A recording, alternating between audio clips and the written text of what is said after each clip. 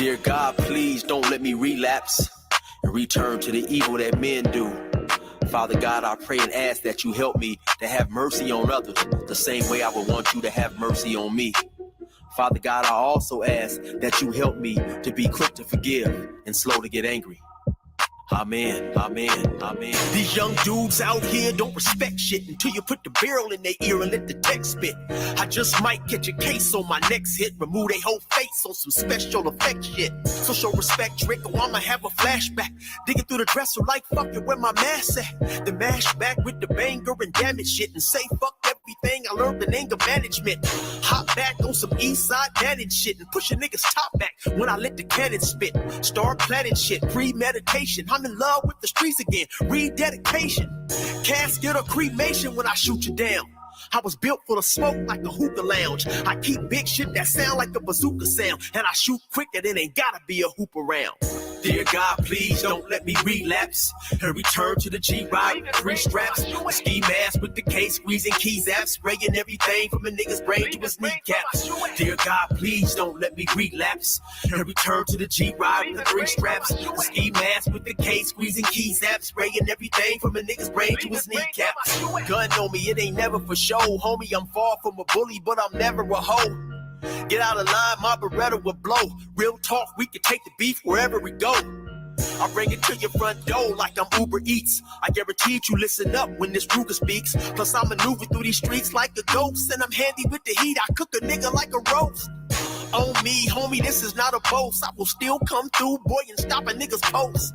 Play him close, man, air will ease it. Quickly off the waistband, man, and air will squeeze it. Leave you niggas laid out dead or paraplegic. Niggas playing in these streets while I'm very strategic. I come to your house dressed like the gas man. Shoot you 9 times, leave you stretched by the trash can. Dear God, please don't let me relapse and return to the G-Ride with 3 straps. A ski mask with the case, squeezing keys apps, spraying everything from a nigga's brain to his kneecaps. Dear God, please don't let me relapse and return to the G-Ride with 3 straps. A ski mask with the case, squeezing keys apps, spraying everything from a nigga's brain to his kneecaps. I don't put shit on Facebook, I just holler in person. Put the pistol in your mouth while you hollering and cursing. All that shit you kept rehearsing and put on your live. Got your clap with the big 4-5, you bitch nigga. If you tell me to pull up, I'ma do that. That nigga who was whooping first nigga that I shoot at. Ski mask on my face, bystanders be like, who that?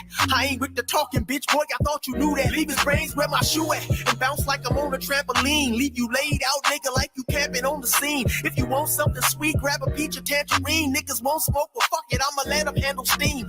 AR with the beam, you see the red dot? We tug on this trigger, nigga, it'll make your head pop. Blood pouring down to your shoes, call it Red Sox. Your brains hanging all over your shoulders like some dreadlocks. Expect the gang of dead off if they ever cross the line. The Lord said in the Bible, oh, revenge is mine. So I'm just trying to find a righteous path between the two. Before I lose control and do the shit I used to do. This being humble shit is new. I'm trying to turn the other cheek. But I ain't never been a bitch, so watch your mouth when you speak. Your mercy's what I seek, so I pray on bended knees. Don't let me get decayed with the extended clip and squeeze. Lord, please. Dear God, please don't let me relapse and return to the G-Ride with 3 straps. A ski mask with the case, squeezing keys apps, spraying everything from a nigga's brain to his kneecaps. Dear God, please don't let me relapse and return to the G-Ride with 3 straps. A ski mask with the case, squeezing keys apps, spraying everything from a nigga's brain to his kneecaps.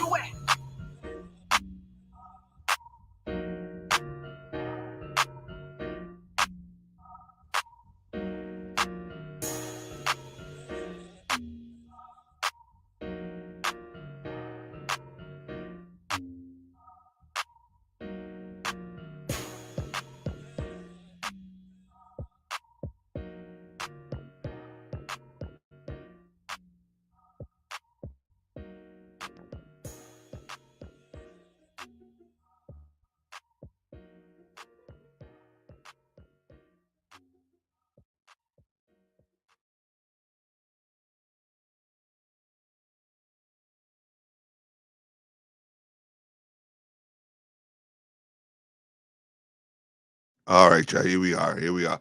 Back together again, family. Excuse me.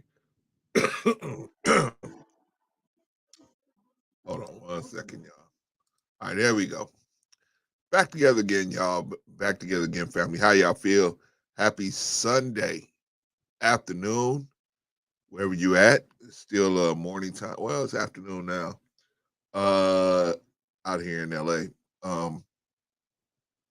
Glad everybody could be here, man. We want to just take time to thank God. Just take time to thank God, man, and just say, you know what? Thank you, God, man, for giving me another day, another chance to be a better person, right? Thank God, man, because you never know. Never know when the plug is gonna be pulled from us, man. We never know when stuff is going, go faulty, man.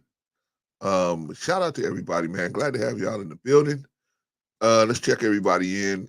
That's in because we got, oh man, gosh, y'all, we got so much to get to. We got so much to get to, man. So much to get to. Okay. let's go with Von Bryant, man. Von Bryant is in the building. Shout out to Von Bryant. Von Bryant is in the building, man. Shout out to you, brother. That is one brother that, man, if you need to raise some money, man, you need Von Bryant on your team. Definitely, man, because that brother will get you that money. He will get that money. Shout out to Von Bryant. What about Sister Annie? Sister Annie in the building, right? Excuse me, right? Shout out, shout out to Sister Annie. Says, I'm traveling, but I'll be listening, Brother Clint. I said, okay. All right, now I can start. I can mess with her a little bit because she can't respond right back, right? Shout out to Sister Annie. Glad to have you in the building. Be safe, sis. Who else in the building? Who else in the building, man? Who else is in the building? Reese will probably catch up with us after she get off work. Who else? I guess it's just you two guys in the building. Oh, well, Patrice is out in the building. Shout out to OG Patrice. Shout out to her in the building. Good, glad to see you, sis. Glad to have you in the building. And of course, everybody else in the bushes. Shout out to everybody in the bushes. Hope everything is going. Hope everything is going okay for everybody that's tuned in. All right, y'all. We got a lot to get to, man. We got to get to the minister finally being let back into the UK, man, because UK had banned him. He said, "No, you can't come out here riling up the good niggers we got over here. You got to do that over in America, right?"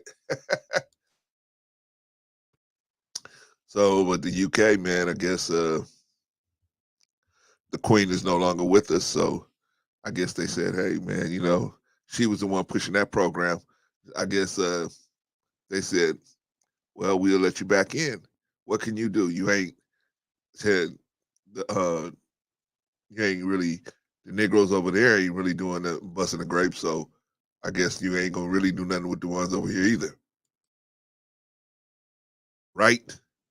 Right? We shall see. We shall see. Shout out to Quantum. Glad to have you in the building, sis. Good to see you. Good to see you as always. All right, y'all. Let's get right to work, man. Let's get right to work because y'all know how it is, man. Sunday show. Excuse me. Sunday show, man. And we don't take no prisoners on Sunday, man. All right, let's see. Oh, here we go. Oh, this is a bad one, y'all. Ooh, this is a bad one. But I gotta do it. I gotta do it, y'all. I gotta tell y'all, man. Some of these people, man. Some of these people, they got issues. They got issues, man. What happened here? What happened? I don't know what's going on. Where's Rico? I don't know. Vaughn, I sent Rico the link and everything. I sent everybody the link, so But Rico's a family guy, man. So Saturday and Sunday is family time. So it's hard on him to get over here and sit over here for a while because it's family time for him, for all of us, really. But you know, we got to. Some of us is able to escape, and some of us are not. So our brother, man, he's unfortunately, man, he's what's the word I want to use, man? He's definitely a family guy, and his wife wants, she expects to spend time with him at least on the weekends. So if he can get away, he'll come. If not, no big deal. I talk to Rico regularly during the week, so um, He's okay. He's a good. He's good. Let's see. Quantum say, bro, see, Quantum, glad to have you in the building, sis. Haven't seen you in a while. Glad to have you. Yeah. Glad to have you here. I'm trying to pull up an article, y'all, where all of these teachers, they're like 25 teachers got arrested this week, last week rather, because of because they were doing this because of improprieties, right? Here we go. Here we go. Here's the article. Here we go. Uh, over 25 school employees arrested for SES misconduct with minors in just 1 week. Ouch. More than 25 school employees were arrested uh, for sexual misconduct with students over the past week alone, including a teacher who bombarded a boy with 600 text messages and another who performed oral sex in a classroom. Oh my God. What is going on with these teachers, man? Uh, in what has become a surging nationwide epidemic. Now, what happened, man? I was just reading this. What happened? Come on back. Come on back. Come on back, New York Post. It's out of New York Post, by the way, y'all. It's in what has become a surging nationwide epidemic. Teachers, counselors, and other staffers, both men and increasing number of women, are targets for sexual gratification. I target students for sexual gratification. Indiana high school teacher Paige Simmons, 28, was arrested last week for allegedly touching male students' groin in front of classmates and sending him 600 text messages. Ouch! Including some that contain explicit language and discussion of sex toys. Yeah, that's what you ought to do. Uh, when the 15-year-old stopped corresponding, when the 15-year-old stopped corresponding with her, authorities said Simon one of his baseball games to continue her pursuit. The victim's parents discovered the troubled message between the two and contacted authorities. South Decatur High School educator is now facing several charges, including stalking and official misconduct. Yikes.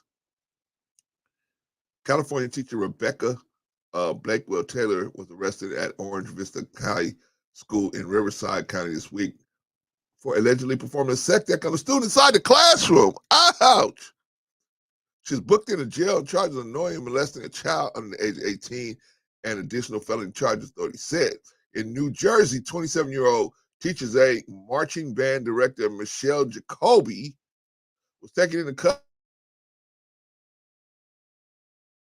custody for allegedly beginning when he was a freshman. Ouch. The boy's age and further details were not made available.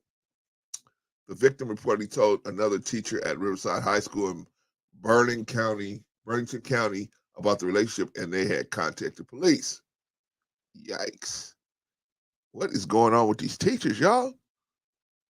But see, Clarence, why you keep on bringing this up? Because I got to tell y'all, man, you may have a grandchild like me. You may have a child. You may have a child still in school. You may have them going to college, whatever, right? Still got to make sure that you are on top of these things, man. Got to be on top. These people could come out of nowhere, man. They everywhere, and next thing you know, they got years of abusing children, and nobody would never know, right? Michelle Little, 29, a teacher at Sarasota Military High School in Florida, was nabbed last week after hanging a sign on her door that a test was in session so she could be alone with a student. Holy, holy smokes, man. The pair allegedly kissed in the classroom for 15 minutes. Officials said rumors about the incident soon began to fly, and Little was eventually taken into custody following police investigation. Why throw your whole life away, your whole career? Anyway, she was charged with felony incident, lewd and lascivious touching, and certain minors and released on bond over the weekend. Also in Florida, cops busted Tampa Middle School teacher's assistant Thursday for possession and distribution of child porn. Ouch! Holy smokes. After receiving a tip, police searched the home of Ricky Broadnax, 55, in Stafford at Liberty Middle School. Investigators discovered a safe with images of child porn on data storage devices and placed him under arrest. Officials said they haven't found any evidence that of any of his students were victims, but noted their probe is ongoing.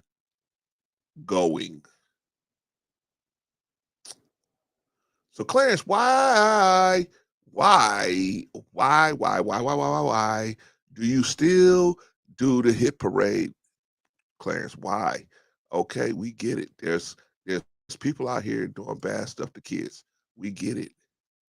Why are you still doing this? Because because you got to know this. You got to know this stuff, man. We got to stay vigilant.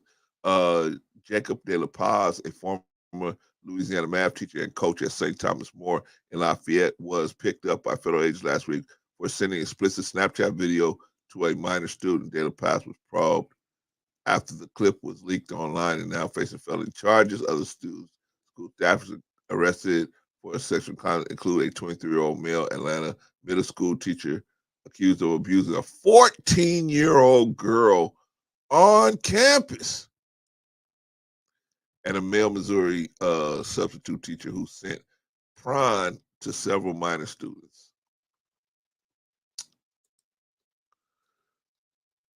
All right, y'all. What do y'all think? I mean, obviously it's bad, but I gotta keep telling us because we gotta be vigilant. We gotta be vigilant. We gotta be vigilant. We gotta be on it, man. These people are out here, man. They targeting your children, right? You guys heard what I said. You know, heard. Uh, Matter of fact, let me play it for you. Let me play it for you, man, because some of y'all may not remember, man. May not remember this dude here. Y'all may not remember this dude. I remember him. Okay, let's play this dude. Let's play this dude because sometimes we forget, man. Sometimes we don't think, man. We think, oh yeah, well, it's not no big deal, Clarence. It's not a big deal. I don't live by none of these guys. Oh, okay. All right, let's play with this dude, and let me tell you what he's gonna tell you what he looks for when he's a convicted pedo, and he's gonna tell you what he looks for. Y'all to hear, this is a man that used to do that. I don't know if he's still, hopefully he ain't doing it no more, but he definitely got caught a few times doing it, and he's gonna talk about how he did it, how he was moving at the time. All right, so let's listen to this dude. Were there certain characteristics that you looked for in children before molesting them? In children, yes, but more I also looked at their families. If I thought the father was a threat, I would not approach the child. If I thought the father was a threat, I would not approach the child. If I thought the father was a threat, I would not approach the child. All right. clearly,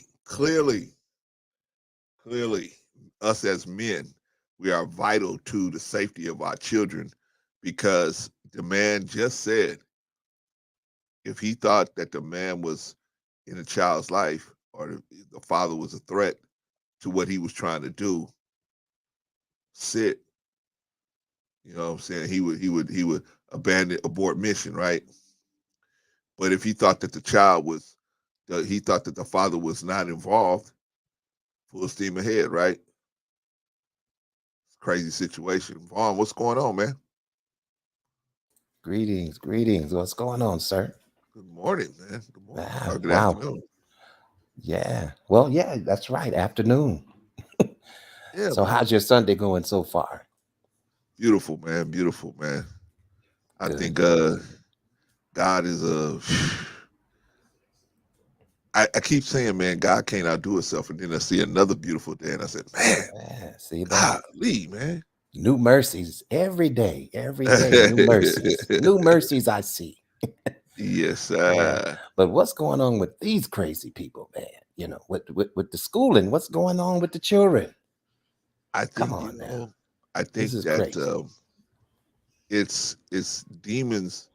See, this is my opinion. Demons are afflicting a lot of our people, man. A lot of the Wow. people because of the society and its open door policy for wickedness. And so the demons are able to free flow freely from person to person. And we have a society where um, the people are demonically possessed, and but almost everybody's demonically possessed. So you can't spot the demonically possessed people unless you're really high into the words, into the Mhm. God's word. If you're not, you won't see it. They look like normal people. Wow. And Wow. then here's where we go wrong, Vaughn. Here's where we go wrong.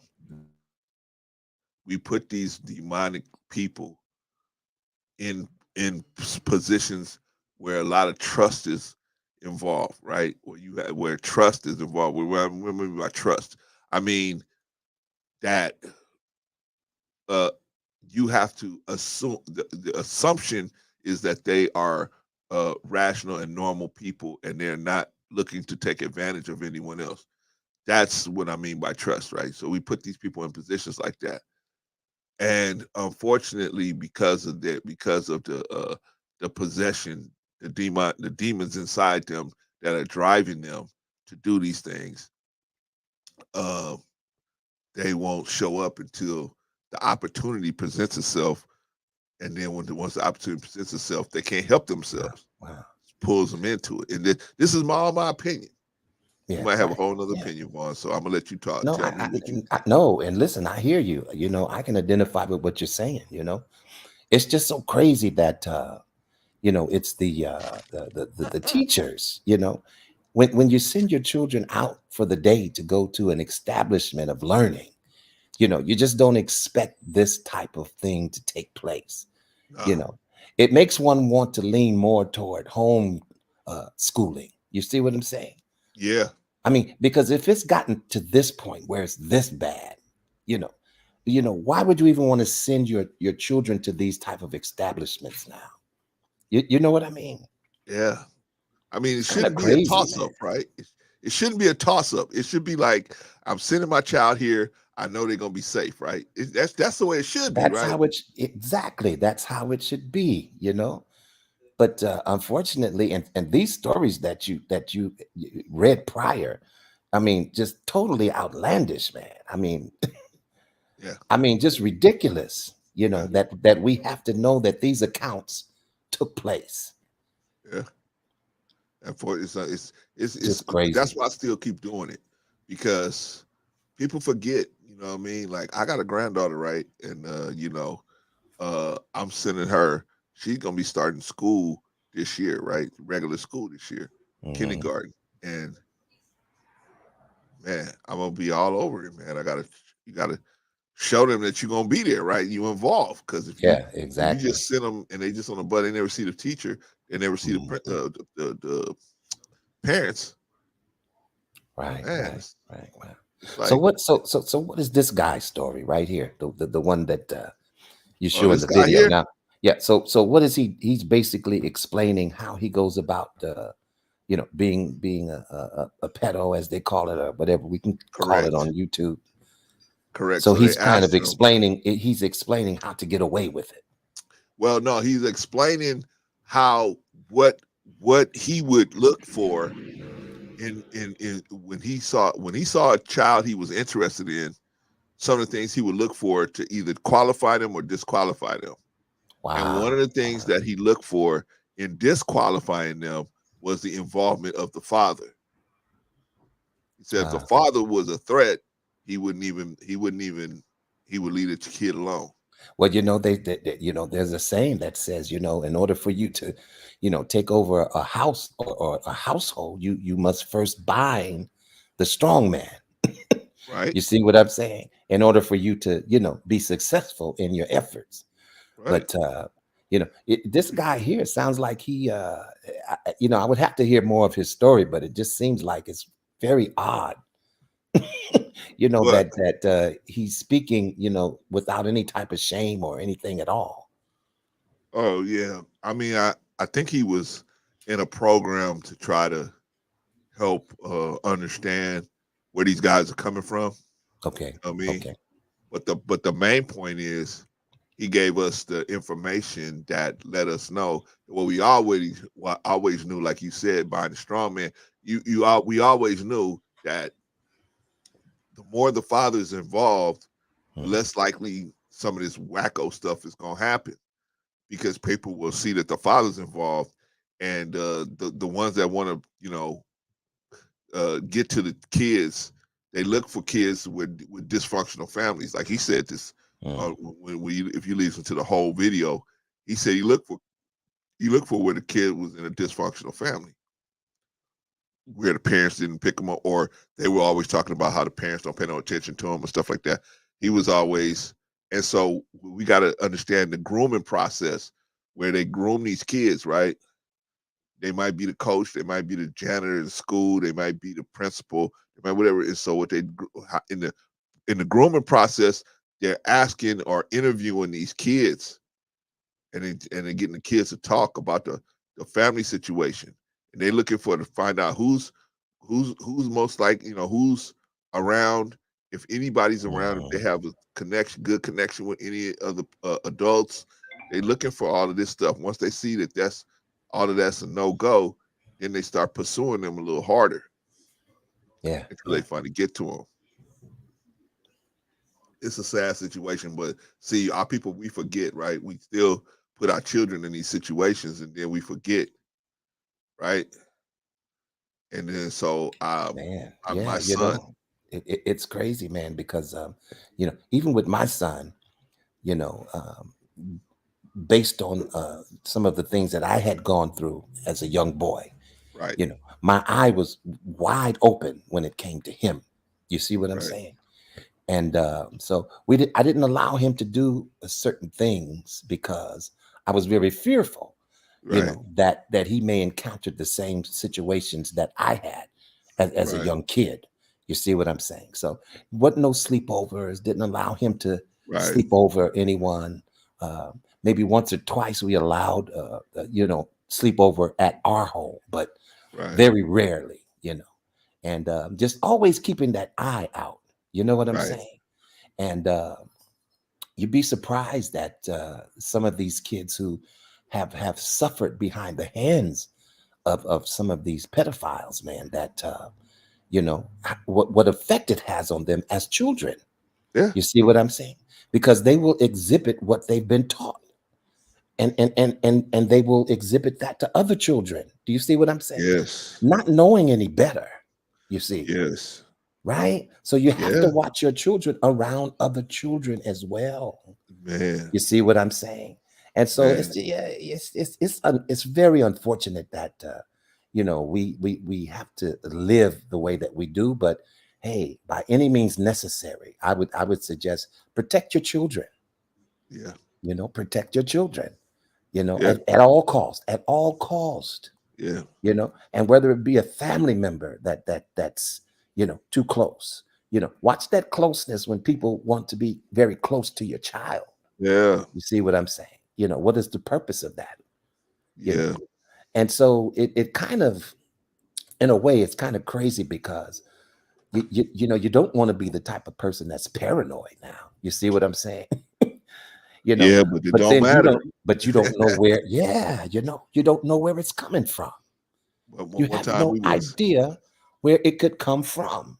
So you have to be alert, you know. yeah, And so that's how we raised our son. And thank God that my wife and I, we both worked jobs where one was either home or one was at work. So our shifts kind of they were opposite of each other. So when she was at work, I was at home. When I was at work, she was at home. We really didn't have to deal with daycare and different things like that because someone was always at home, right, and thank God that we had that type of schedule, was blessed to do that. But Yeah, man, it's crazy, man. Even in the school system, I'm shocked to hear what you were reading. Well, I mean, I know it happens. It's just getting reported more now, which is good. You know what I'm saying? Because most of the time, kid would think, man, if I report this, it's gonna be a problem for my family, and then they not even probably gonna believe me. Nothing's gonna happen, and then the teacher's gonna try to retaliate. So, but now they know that, hey, if I report something, these teachers is they gonna at least look into it, right? Do you think they'll ever get to a place where maybe they will have cameras inside the classroom? Just so Um, everything that happens and that takes place will be documented. You know what I'm saying? In the classroom. um, But I mean, I, I don't know. But I'm just saying that could that be possibly maybe a solution? it might be, but you'd have to. I think that that would be a privacy issue, and I don't know if I don't know if the see all the parents will have to agree to that. Everybody putting their child in there would have to agree to that. So I don't know. I don't know, but I mean, but wouldn't you like to know what's going on with your child, I would. your little kid I would. I'd sign it in a minute. while they are at school, I you would know? sign it in a minute, but some people they don't want that. So that would knock the whole thing off. Just one person in the Yeah, classroom that wouldn't sign, that would knock the yeah, whole thing down, right? yeah, yeah. Shout out to the Food Channel. Well, So I look at it as the school holding itself accountable. You see what I'm saying? Creating situations where they can always be accountable at any given moment as to what's going on in the establishment when it comes to everyone's children. yeah, You I see what agree. I'm saying? I But yeah, agree. I could be off about the concept, but it's just something that just ran through my head. So No, no, it's a good idea. Just all you need is that one person. You got 20 students in the class, 19 of them sign, and that one student doesn't. One parent doesn't sign it, then that down goes that. You know what I mean? So, but what we need is to have our children aware and know what it looks like when somebody's trying to groom them or when somebody's trying to take advantage of them. They can realize it and they can defend themselves or come and mhm. tell somebody about it. You know what I mean? So Yeah, yeah, yeah. I it's a would lot. definitely agree with that. Yeah, because a lot of times, especially when it's in a single parent situation, they working so much they don't really have time to break every situation down to the kids, right? The kids go to school and they are just pretty much on their own to try to decide who's in their corner, who's not in their corner. Sometimes they make a fatal mistake by accepting somebody who has um, you know bad desires for them into their circle. So we got to stay on top of that as parents. But Wow. anyway, we got to move on, Vaughn. We got to move on. We got so much stuff to do, man. But you guys been like Vaughn said, man, be careful and watch your children no matter what, school, everything. Make sure you have a good relationship with your children so that you can debrief them when they come in the house. What happened? Did anybody touch you? Did anybody do anything? And they trust you enough to be able to tell you what's going on. All right, y'all. We got to move on, man. We got to move on. Let's see what next. Let's see what's next. Oh, what's next is what is next? I had something here. Oh, ooh, ugly man. Rescuing black boys. Can we rescue some black boys real quick? One. Yes, All sir. right. And I'm going to step away for 2 seconds, but Okay. Go you ahead. do that and I'll be right back. Okay. Good. Thank you. All right. This is this is so this is a nation's report card, good.gov, right? This is the United States uh, information on standardized test scores across the country, right? And so they broke it down by you can break it down by a lot of different things, right? So I broke it down by race, gender, and let's take a look. Okay, so uh we're gonna do economics this time because I already proved to y'all, showed y'all mathematics. We'll see. We can only choose grade 12. Uh, we got we got all of that. Let's see, jurisdiction. We want national variables. We want race and ethnicity. Um, let's see. And what else? Oh, that's it. Okay. Now we want we want this one. This is the one we want. This is the grade we want. This is what we want here. Okay. Here we go. Average test scores for grade 12 economics by race, ethnicity used to report trends, school reported everything, and jurisdiction.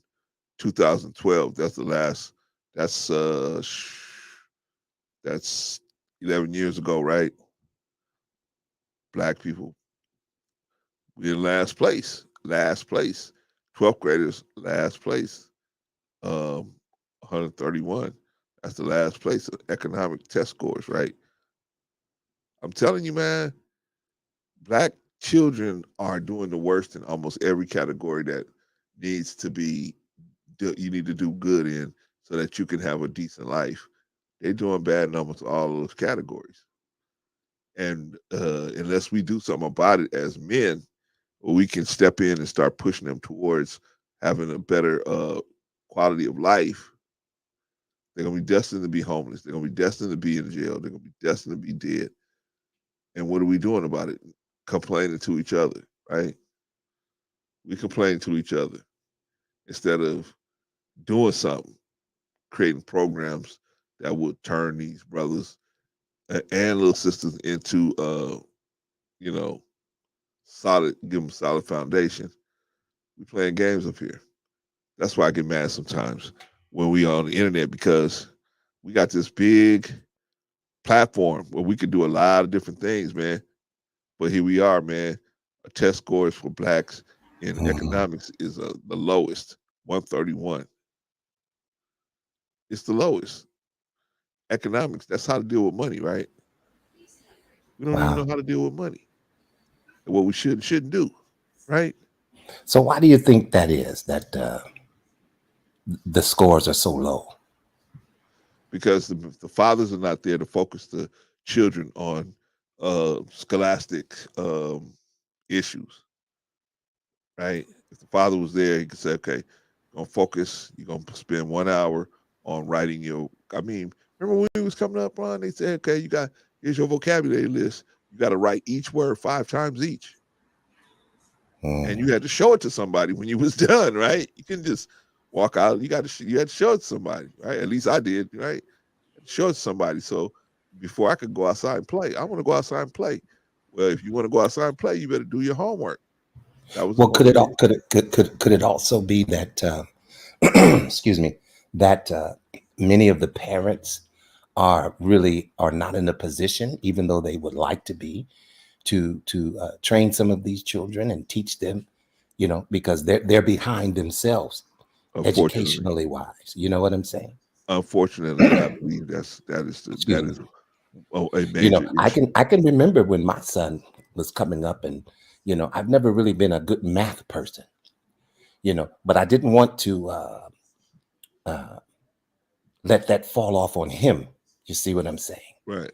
So I would figure out if it was a situation or a particular type of mathematical studies that he was having. I would try to make sure that I learned it myself so that I could teach it to him. You see Right. what I'm saying? So sometimes the parent has to re-educate themselves, because the math seems to always get new, and they always talk about this new math. We know 1 + 1 is 2, but now it got real new now. you right. know so and YouTube was a major help in helping me with my son, throughout his little school years, of showing him. So you really do have to be very proactive in the home with your child. You see what I'm saying? You just Yes. can't leave it up to the teacher.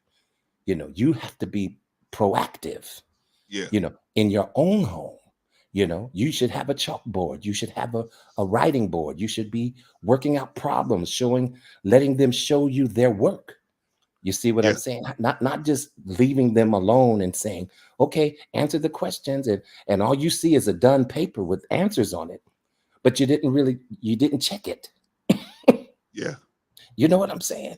Yeah. So you really have to be involved, and unfortunately, many of us are not as involved with our children's education We're as we running from should it. be, yeah, as we should be.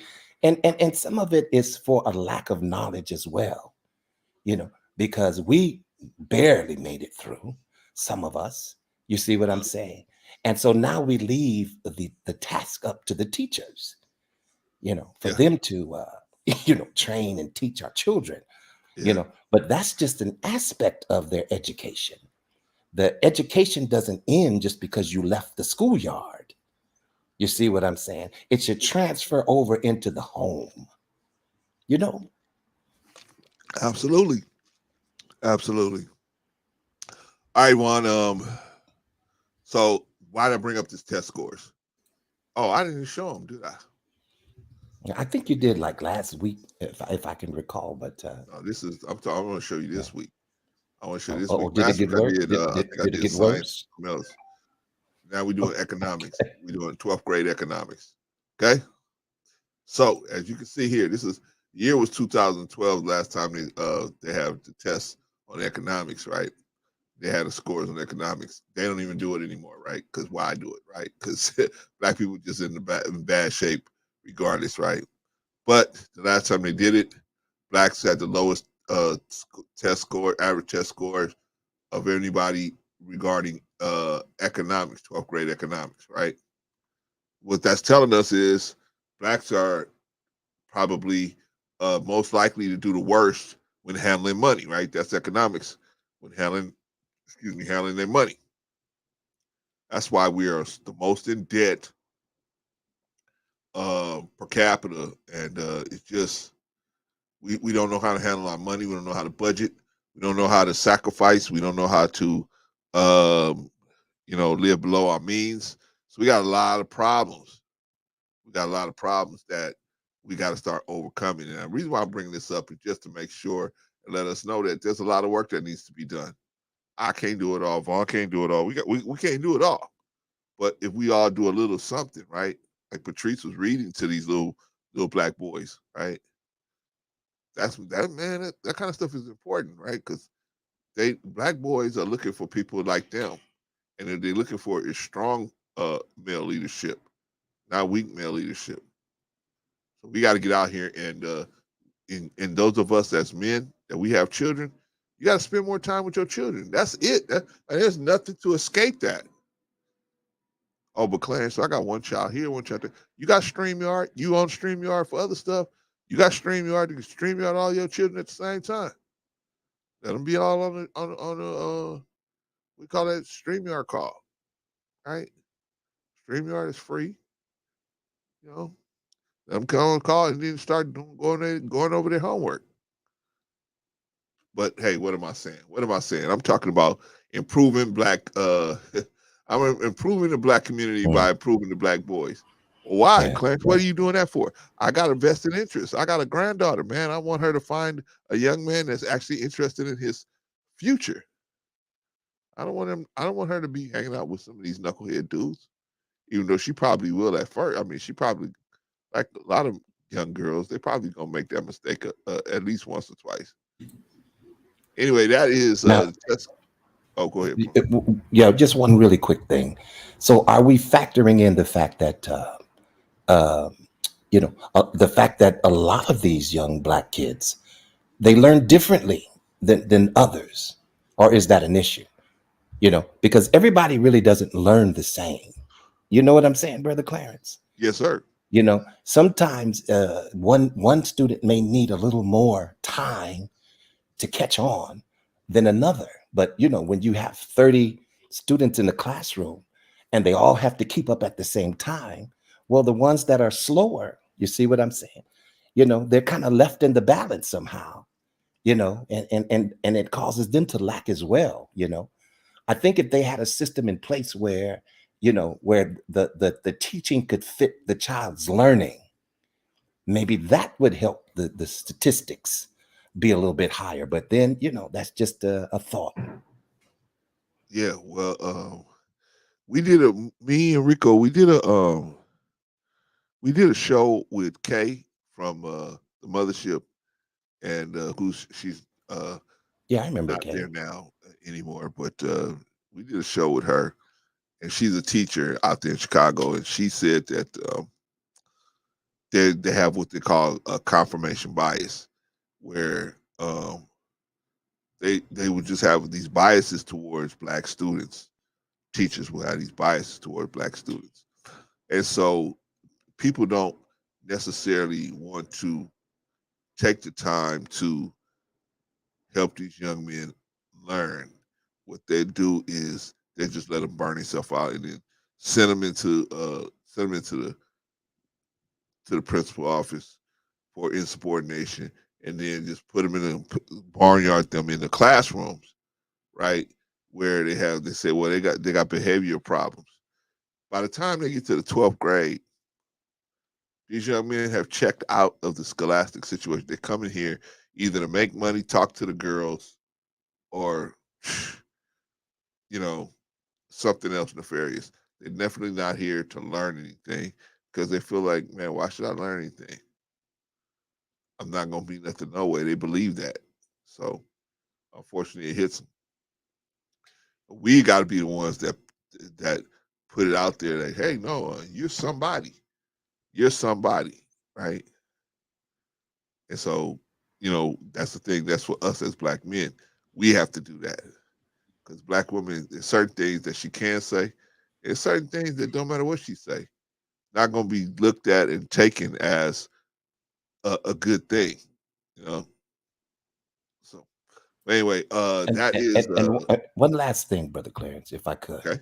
Good. on this Go ahead. topic, and I know you want to move on, but I can remember my son. He would work. I worked with him with the homework, and he'd answer every question, and it was right according to me. You see what I'm saying?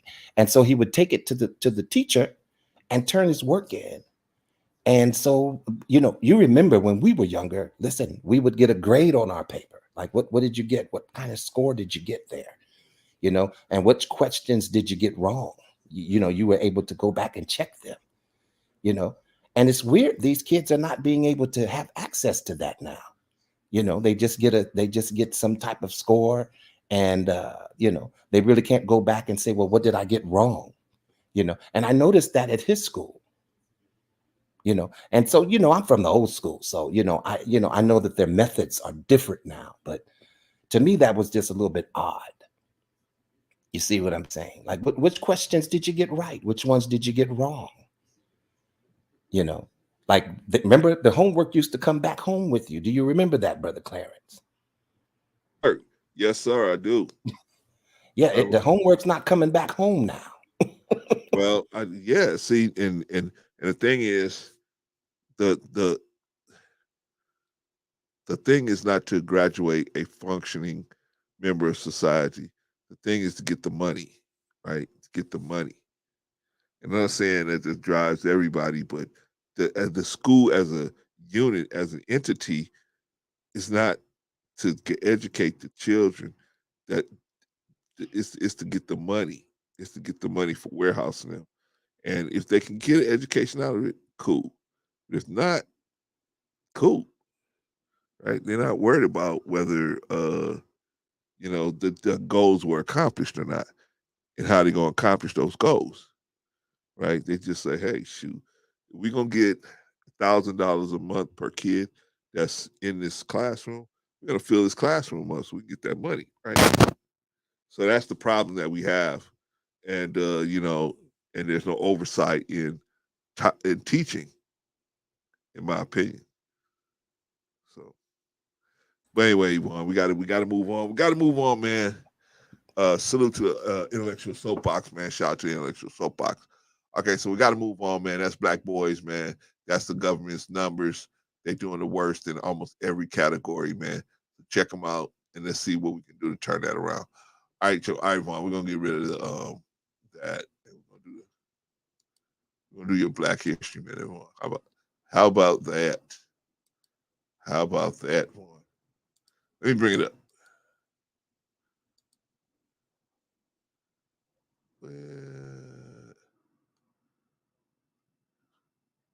Oh, here we go. Here we go. All right. All right. We got one more thing to do. One more thing. All right, there we go. Okay, today is May 7th. George Washington Carver's namesake, the SS George Washington Carver, was launched. The SS George Washington Carver was launched in Richmond, California on May 7th, 1943. This was the second Liberty ship named after an African American. The Booker T. Washington launched in 1942. In 1942 was the first Liberty ship named after African American. George Washington Carver was one of America's most innovative and creative scientists and inventors. Carver was born in slavery around 1860 in Missouri and died January 5, 1943 in Tuskegee, Alabama. As a botanist and inventor, Carver created more than 100 products from the peanut, including plastics, cosmetics, paints, nitroglycerin, gasoline, and others.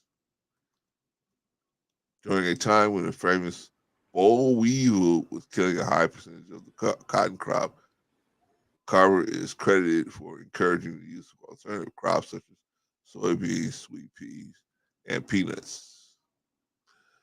All right, that's George Washington Carver. What do you think about that, Vaughn? Awesome, man. you know, when we look back, we've accomplished a lot of things, that's been pushed under the rug. And, Right. a lot of people have taken credit for a lot of our accomplishments and, Right. Inventions and different things as such. But yeah, that's a good look back at history right there. Yeah. Yeah. And it's ironic because I was looking at something the other day too. I don't know if you're familiar with Charles Drew. I'm gonna put that story. I'm gonna bring that story up too. Are you familiar with Charles Drew? Charles Drew. Yes, the black Name. man who invented plasma, who invented separating the blood from plasma. Oh wow. Okay. Yeah. Yeah, that sounds familiar. Yeah. Okay. Well, he, you know how he passed away. He invented a way to store blood, because before that, you had to deliver blood within like an hour or two, right?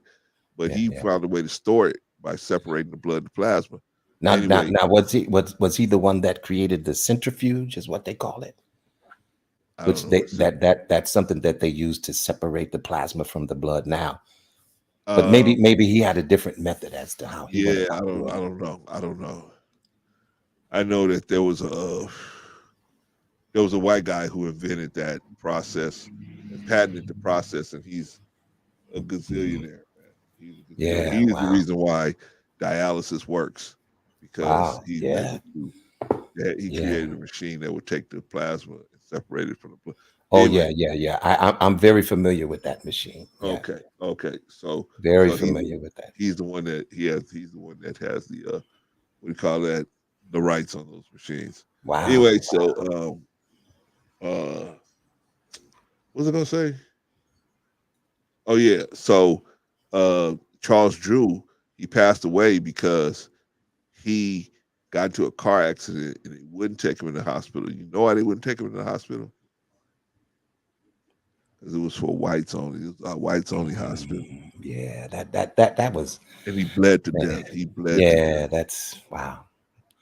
Yeah. That's just so crazy, man. That we had to go through those type of things. You know what I'm saying? It's like Yeah, life, man. Yeah. human life is human life, That's what it should and be. we should honor that and treasure that, no matter what form it comes in, it's human life, Should be. and so he wasn't the only one that happened to. I'm pretty sure. You see what I'm saying? Oh, Whole yeah. bunch of people bled out on their way. Well, you can't go right here. You got to go way to the black hospital. By the time you got there, you done bled out already. Yeah. See what I'm saying? Unfortunately. Unfortunately, right? But man, Yeah, Yeah, man. you So know, we've come a long way, and thank God for that. You know right. what I'm saying? And it's sad that a lot of our younger people, you know, don't really look back and see what those of old have gone through. You see what I'm saying? Yes, That sir. have paved the way for you to be able to go to General Hospital or Kaiser or wherever. You know what I mean? So Yes, sir. I hear you, brother. You know, we just got to know that history so that we can we know what to do and where we're going to try to improve on it, man. But we don't know our history. mm, Could yeah, compete, yeah, could be repeating cycles century after century after century, right? We don't want to do that. We want to do yeah, that. yeah, All right, y'all. yeah. That was I talked a little bit about Charles Drew, but that was George Washington Carver, a ship that was named after him. Um, hmm in the World War II. I don't know if it's still out there, but you guys welcome to look it up. Don't take our word for it. Dig that. All right. What's the STEM job of the week? What? Oh, Okay. the job of the week. Okay. Your money. STEM C job of the week. Top interview questions. All right. Let's take a look. See. Uh, uh, wow, we can hook you up, man. You under 30? You under 30? Yeah, we can Yeah, get you that up. ship has definitely sailed, but let's go. Yeah. All right, let's see. Let me see. Okay, here we go. Top 7 interview questions. So today, Mm, instead of the job of the week, we're gonna do the 5 most you know, common interview questions. Where do you see that yourself in 5 years? that's a good idea. Yeah. Right? Because if you see, depending on how you answer these questions, they're gonna decide whether you a good fit or not. Where do you see hmm yourself in 5 years? What are your strengths and weaknesses? I will Mm. emphasize more on the weaknesses than the strengths. Why, Clarence? Don't tell them you ain't got no weaknesses. Everybody has weaknesses. As soon as you say that you don't have no weaknesses, she's gonna say, "Okay, let me call you back." Yeah, yeah, yeah. You got to Right, be honest, but listen, not too honest though. You know. right. I mean, But you know, you should be prepared to answer that question for sure. yeah, and how hmm you answer a question like that is because it's a trick question. How you answer a question like what are my weaknesses? You can say something that did happen, but you resolved it.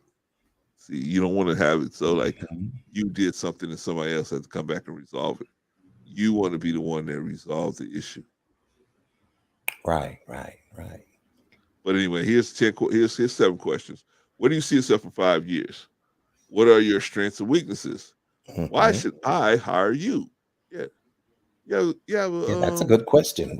Yeah, Why it's a should good I hire question. you? Why should I hire you? Yeah. In other What words, do you? what can you bring to the table? You know, why should our company be interested in you, brother Clarence? Hey, You see what I'm saying? Yeah, that's a yeah, good question. yeah. Why should I hire you? Right. You know, Well, and then see, you know, this is. I, I'm sorry, I would suggest that anybody that's going to interview for a company Uh, that you just don't go there and sit down and just talk all willy nilly, but do a little research about the company. You know, exactly. find out what their mission statement is. Find out what their aim and goal is for the company. See, you can repeat all of these things in the interview. You Right. see, yeah, you gotta be real slick about it. But yeah, Right. that's gotten me many a job. You Yep. know, because if you ask me why should I hire you, I have already studied your mission statement. Right. Well, because I can be productive in this place and that place, and I can promote this and that and that and this. And you see what I'm saying? I'm Yeah. basically repeating back to you your mission statement. Yeah. And that's why, like you said, you got to get some information. You should know who Yeah. the executive leadership team is. You should Mm, know if it's a company that's on the stock market. You should know the stock price, right? You should know some of the stuff. You should know what they're investing in. You should know what. Don't just be like, well, I'm just going and they're gonna give me a job. Well, you need right. to know some of this stuff so that you can. Because you remember, when you're in an interview, you're competing with other people. They're Mhm. looking for the best qualified candidate. And I know you think that you are everybody's dream, but somebody else might pass you just because they know this information. All right, let's see. Why should I hire you? Why should I hire you? Why should I hire you? But then that's when, like I said, you already been studying, you can put it together already, your answer to that question. Why should I hire her? Okay. All right, I see now. You know what I mean? But we got to learn all this stuff. Why should I hire you? Because you're going to be an asset to the company, right? That's the whole Yeah, point. People want you to let them yeah, know that you're going to be an asset to them. that's Tell me right. about yourself, right? So when you want to tell you about yourself, you want to probably limit it to your work experience, unless they ask you for more information, right? Why do you want this job? Like, why do you want this job? Is is it strictly um is it strictly the money? No, it shouldn't be. They already know you coming there for the money. So why do you want this job? Well, I want to. It's going to allow me to use my training, use my education, and we can work together to make it.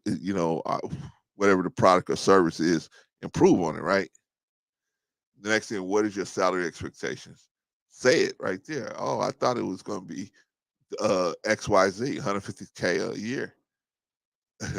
Why are you the right fit for this role? Now, why are you the right fit? It's not, see what I'm saying?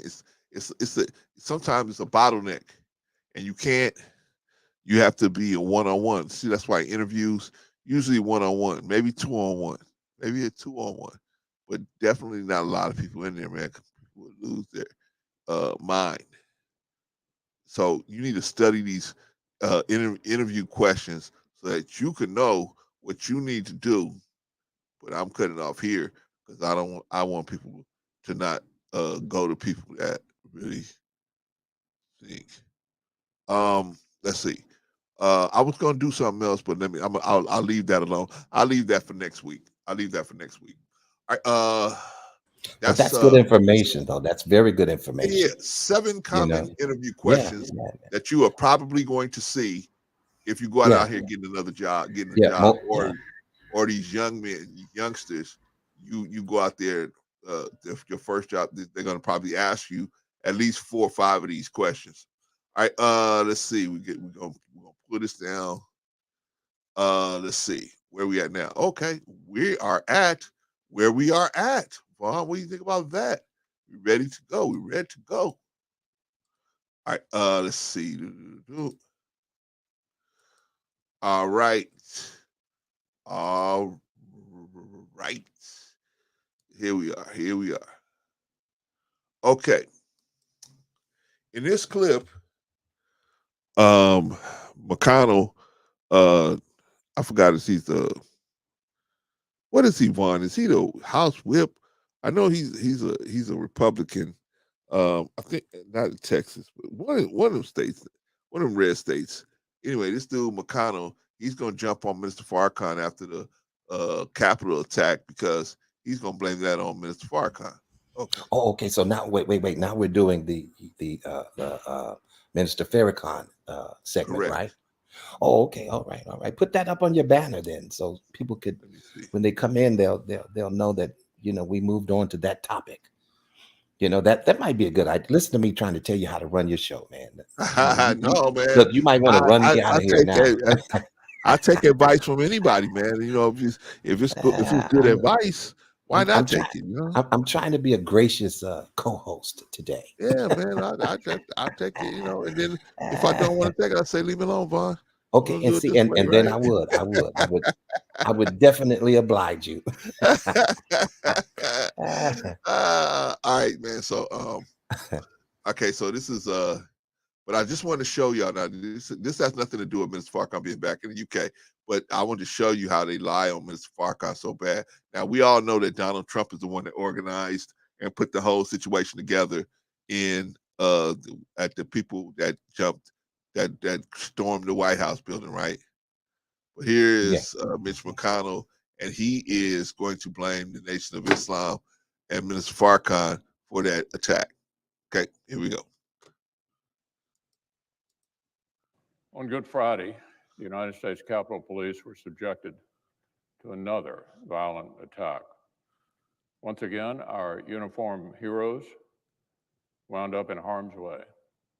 And Officer Billy Evans, a friend and favorite of many here on the Senate side, a faithful protector of the Capitol, was killed.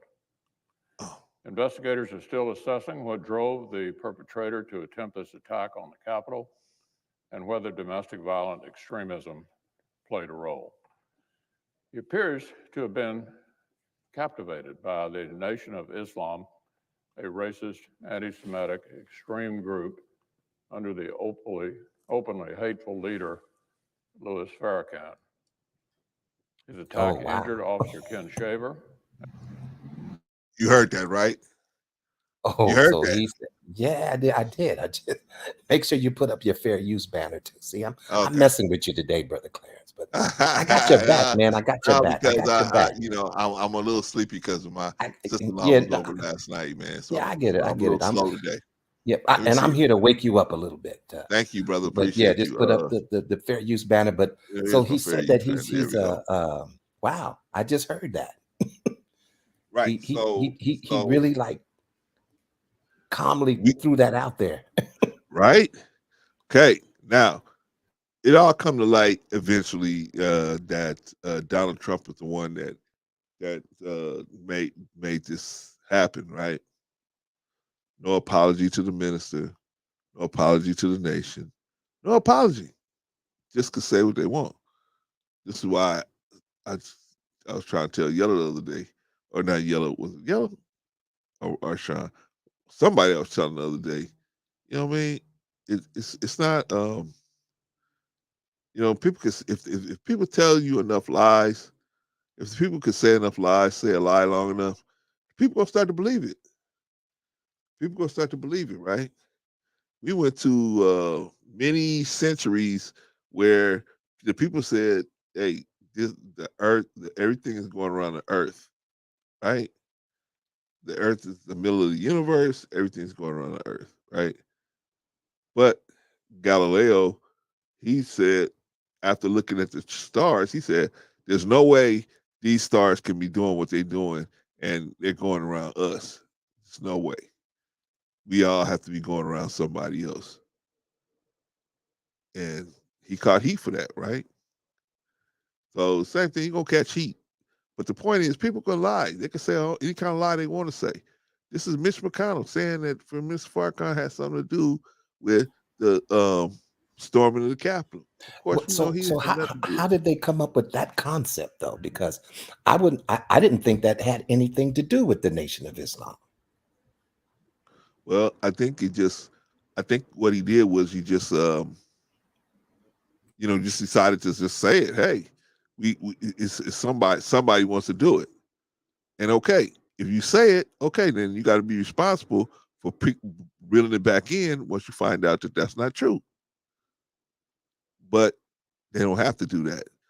I'm trying to show y'all how they treat Minister Farrakhan, right? But They that's treat him really like this. crazy, Brother Clarence, because I saw the footage of them storming the Capitol, and I didn't it didn't look like I seen any Islam people up there. Did you? Huh? Did you see any Islamic people storming the Capitol? Not one. Okay, so that I just wanted to be clear on that because I'm like, But how would you put but those see two what I'm saying? together? He did so the lies keep going on and on and on around the world, right? And so that's how come he got banned in the UK, because they said he Oh was wow. Okay, he I was see. I see.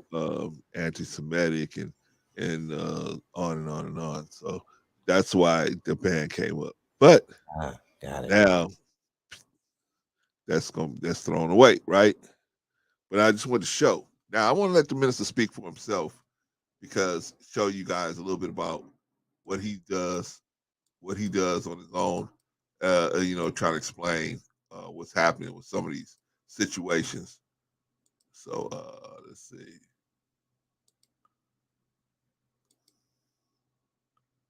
Let's see.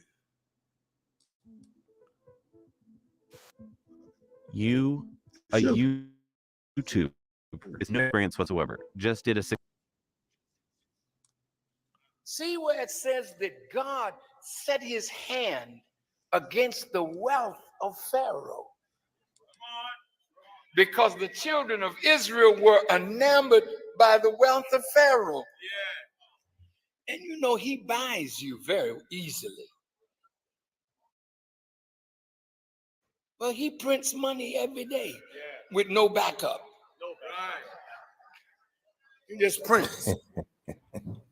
So he can offer you $1 million to carry on foolishness. And look at you. You're rapping. Then when the $1 million goes down, he gives it to you. And then he takes it right back. He said, now listen, you're a new rap star. Did you see the bling bling that your brother have around his neck? See, now, if you really want to show them, you know, that you have arrived, go to the jeweler. He's my brother. Oh, he's around the corner there. That's right. So you go to his brother who's in South Africa, taking the diamonds out of the mines in Kimberley and the gold out of the mines in South Africa. But don't worry, you got to have your bling bling. And so you go and you say, let me design it for you. This is brother talking. He says, I want one bigger than Jay-Z's. I want one bigger than who else? Who? Oh, 50 Cent. I want one bigger. How big was theirs? Oh, theirs was $1.5 million. Well, make mine $2 million.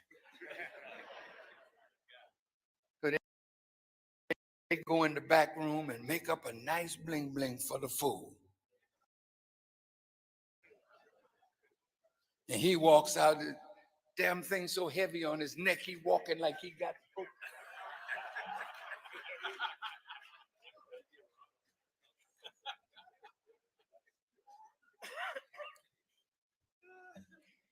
And then your brother that don't have nothing, he comes up with the gun he just bought from his other brother.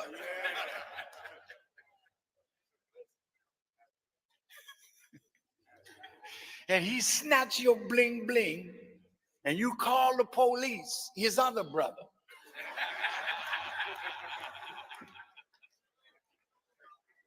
Then they find the brother that ripped off your bling bling, and it's gone now. He don't know where it is. And then they take you before the other brother, the judge. And he comes back with the bling bling and say, I got a friend that's a lawyer. He'll get you off. He gonna get it for you. So all the brothers are making money off of your stupidity. You end up famous and stupid, famous and broke. Recordings just got better. From StreamYard. I'm so excited to announce.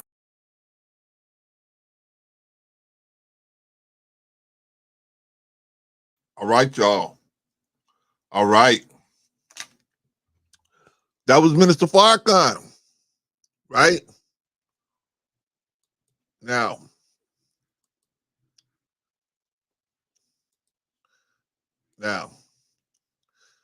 I put the link out there. Does anybody feel like Minister Farrakhan should not be allowed back in Britain? And if so, why? He was asked not to come back, and I guess at that time the Queen was alive, right? But now the Queen is no longer with us, so I guess they got a new policy. And they looking over here saying, man, he been over there preaching, and look at them. Look at them. Shout out to Brother Anderson. Glad to have you in the building, my brother. Good to see you. Good to see you. What? So why were they so scared to have Farrakhan in their country? What is he doing? Donald Trump is more of a threat, right? Donald Trump's the one that's going to get people to get their guns and go kill police officers and stuff. Mr. Farrakhan never said, go kill no police officers. Go kill anybody. Never. Not in one time. And I've been listening to him since 1990. Actually, since 88. Never heard. Hey, it could possibly be because, people have an issue when they hear the truth and it exposes a lie. You see what I'm saying? The lie that they choose to live. So now you have a minister Farrakhan, who comes and turns the light on, a whole bunch of dark stuff. And now everybody's like roaches running as soon as you turn the light on, because they're intimidated by the light of the truth. Probably You see so. what I'm saying? And some may not agree with everything that Brother Farrakhan, Minister Farrakhan says, and that's okay, Right. But for the most part, I enjoy listening to him. You see what I'm saying? He Right. brings a definitely a truthful light to a lot of situations that is the plight of us in America as Black people. Right. Yeah. And He. the funny thing is, I had a chance when I was living in Chicago to go to one of their headquarters there on Stony Island. They have a Yeah. mosque there, and I was Prosperity. able to go there and sit and listen to him speak. Mm. And so I was very impressed, by his message and what he was saying, and especially the mosque. I had never been inside. Man, it was beautiful. Yeah. I'd never seen anything like that, even in our churches. You know what I'm saying? I haven't seen it structured that way. And Yeah. I was very impressed by, the decorum, or the how it was put together. You Yeah. know what I'm saying? Man, it was something else. Yeah.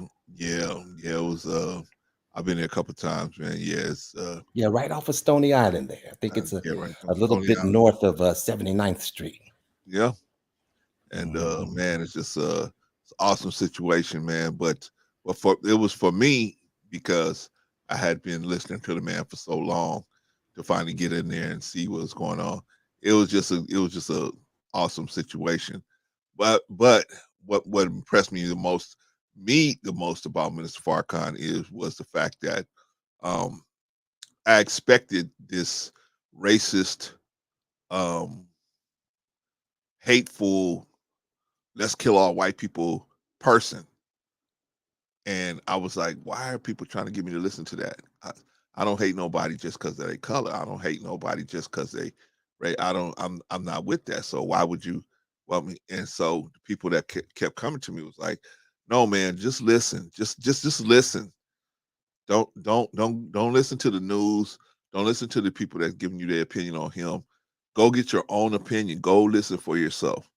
So that's what I did. And I ended up saying, oh, okay. And so, what I did the first time I heard from Mr. Farrakhan, man, I said this. I said he got away. I said he got lucky. He didn't say I hate all white people. I want to kill him on this video, but I'll catch him on the next one. So I listened to the next one. It wasn't there either. I said, oh, okay. He think he's slick. He got away. I'm gonna catch it. I'm gonna catch where he said, we should kill him all. Right? Never happened. Never happened. And I was like, okay. By that time I listened to like 10 or 15 videos. And I'm like, hey, man, I pretty much agree with most of what he's saying. I'm like, wait a minute, man. This dude he ain't way out. He just talking common sense. Right. So and then I just started getting more information. And then um that's how I got pulled in. But I'm just saying that to say that, everybody ain't gonna agree with like Ms. Farrakhan said most of the people that follow him aren't in the mosque. They're not in the mosque. Most of the people that follow him are outside of the mosque. You know what I'm saying? They're his biggest. They some of his biggest supporters, right? Why? Because it's more than just saying I'm with this religion or that religion. It's right, like you said, it's right and wrong. Some things just right, some things just wrong, and that's where we got to stand as men. We got to be willing to stand on it. Now, was it right for the UK to kick him out? Well, it's their country. If they want to kick him out, they can kick him out. Now, Brother Clarence, do you know exactly what he may have said to cause them to kick him out, or was it this situation that McConnell or whatever his name is was talking about?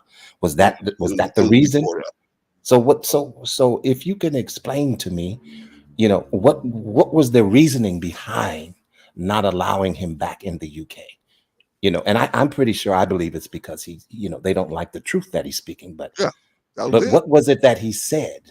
Do He didn't you say know? anything in particular. It was a build up to that point where they said, okay, this we can't have you here, because usually that happens when the people start really listening, right? We start building up a following. They say, "Uh-oh, we got to cut you They, right here." they Right? didn't want him to stir up the black folk out there, huh? Yeah, I'm gonna have you start the good Negroes over here. My Negroes are in line, right? Like Yeah. what's that dude See. that was on Pearly things payroll? He's like, man, Pearly is great. What are you talking about? Yeah. See. There is a plot afoot There's for a plot sure. afoot. For sure. And Mr. But Farrakhan was telling but them you to were I know you were go ahead. also telling me that he was banned from YouTube as well. Oh yeah, definitely banned from YouTube, definitely So now, banned from Facebook. what happened there? They Because just listen, I hear far worse on YouTube than what I could ever hear Farrakhan say. he So was I'm banned. trying to figure out, they banned him. Yes, they banned him because they said he was well, this is the oldest one they got. They said he was what is that when you supposedly don't like Jewish people? Anti-Semitic. Anti-Semitic. That's what they said. He's anti-Semitic. Anti-Semitic Oh, remarks, and he's a hater. He's an evil man. So let's ban him. Okay. okay. So that's what they did, right? And so, and Well, it's that's there. interesting, Brother Clarence, because you can still pull him up on YouTube. So how does that work? He can't come out and directly address anybody on YouTube because he don't have a page. He can't have a page on YouTube. But you But can it's still pull up his videos and listen to some of yeah, his speeches. yeah. Y'all So was that, lucky. that doesn't make sense to me then, you know. But see, but it's good in a way because you get to see all of these different people, not just Mr. Farrakhan, Dr. Khalid, Brother Malcolm, the Honorable Elijah Muhammad. You get to see Marcus Garvey. You get to see uh, uh, uh, Malcolm, Brother Malcolm, Kwame Ture. You get to see a lot of different people, man. Martin Luther King, a lot of different people, right? In today's marketplace, Kwame Ture would be banned, right? He would be banned off of if he was still alive. He was out there. He would be banned. Dick Gregory almost got banned, right? All these people get banned, man, because they talking about our people and try to raise the outlook of our people, man. Get them off of self-destructive violence and get them on to building and restoring the black community. See, on YouTube, they would, like you said, you could come in and you could be some rapper clown and you could come out and you could say, kill black niggas. I kill niggas, kill, bitch, ho, bitch, ho. You could do all that, right? Wait a minute now. Don't give him too many of them. And they, but it's almost sad when you look at it because that's what these young rappers can do is they can say all this self-destructive violence behavior against other black people And YouTube don't have no problem allowing that to go out there. They got 32 million, 50 million, 160 million. Same thing with black women, right? Black women come out here and say, I'll sleep with anybody, anything, anytime, anywhere, as long as the money's right, right?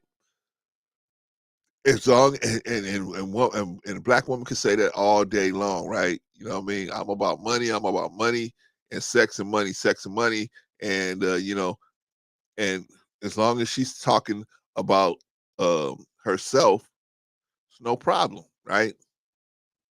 YouTube will, allow that to be out there and be playing, right? But when we start talking about building, we start having black people start talking about putting things together. Look, for example, you know what? One of the biggest,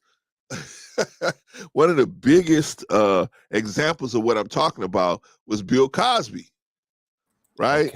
Okay. When Bill Cosby, he was on a tour.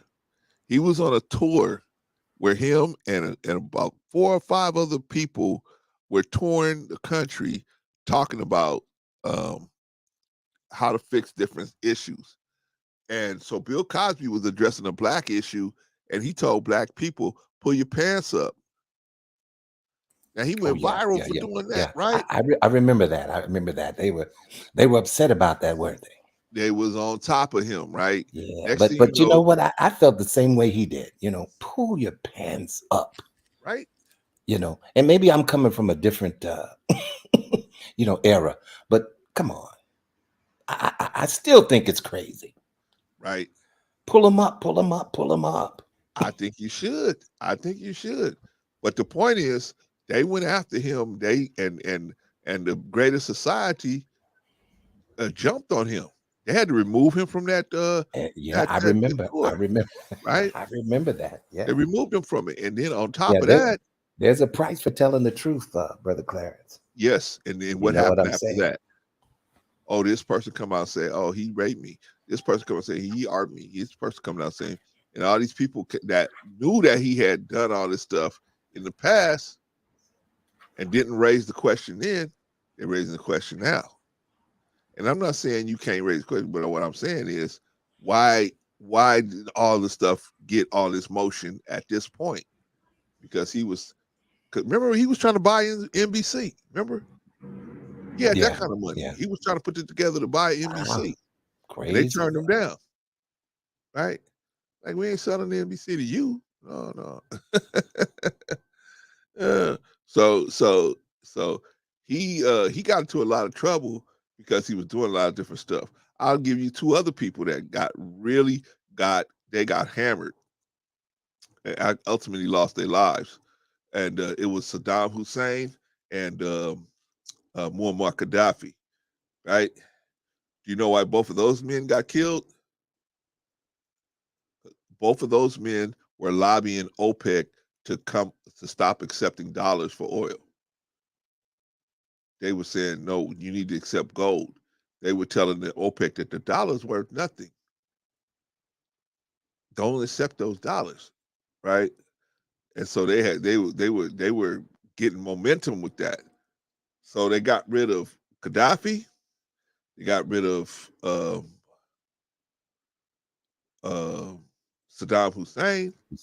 Yeah. They got rid of the guy in Syria. They got rid of those cats and the other ones, because it was 5 countries that they said they needed to build a pipeline to go through these 5 countries pushing oil.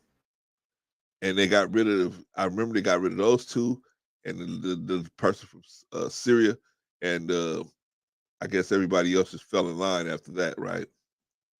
But what's my point is, when you start building up and you start building up a big enough core of resistance, they're coming after you, right? Doesn't matter what you say, right? It doesn't matter who's right and who's wrong, right? It only matters is somebody started it, and we're going to keep going until somebody ended it, right? So that's what they did. Remember the first Star Wars? Yeah, that goes back a little ways, right? Yeah, but remember the first Star Wars? That was the whole point. That's probably the only one I do remember is the first one. Where is that rebel base? Right? They was just on them everything, right? Where's that rebel base? And Prince Lady like, I'm not gonna tell you what a rubber base is. So there, they go, okay, no problem. That's your planet Alderaan right there. Oh, okay, no problem. Zzz. They just cooked it, right? They burned up Alderaan so bad, right? When the Millennium Falcon came flying through the lights from light speed, they said, hey, they go, what's going on with all these rocks? Where all these rocks come from? We don't know what's going on. He said, where's Alderaan? He said, I don't know, kid. We're where we're supposed to be, but Alderaan's not here. Right? The Death Star that blew it up, right? Yeah. So I mean, I'm just saying, man, when you start getting enough resistance and you start getting enough people listening to you, and you talking about the truth, and you talking about stuff that these wicked governments don't want. In other words, there's another example, right? We got a man, Jesus, right? He's telling the people, hey, you shouldn't have to pay to go into the temple to pray to the God. God never said you had to pay, right? That's right. That's right. God never had no what's that thing at the register when you pay? They have that coin thing right there, right? You don't have to open it, get change, and that. You just come in as you are, and we'll do the rest, right?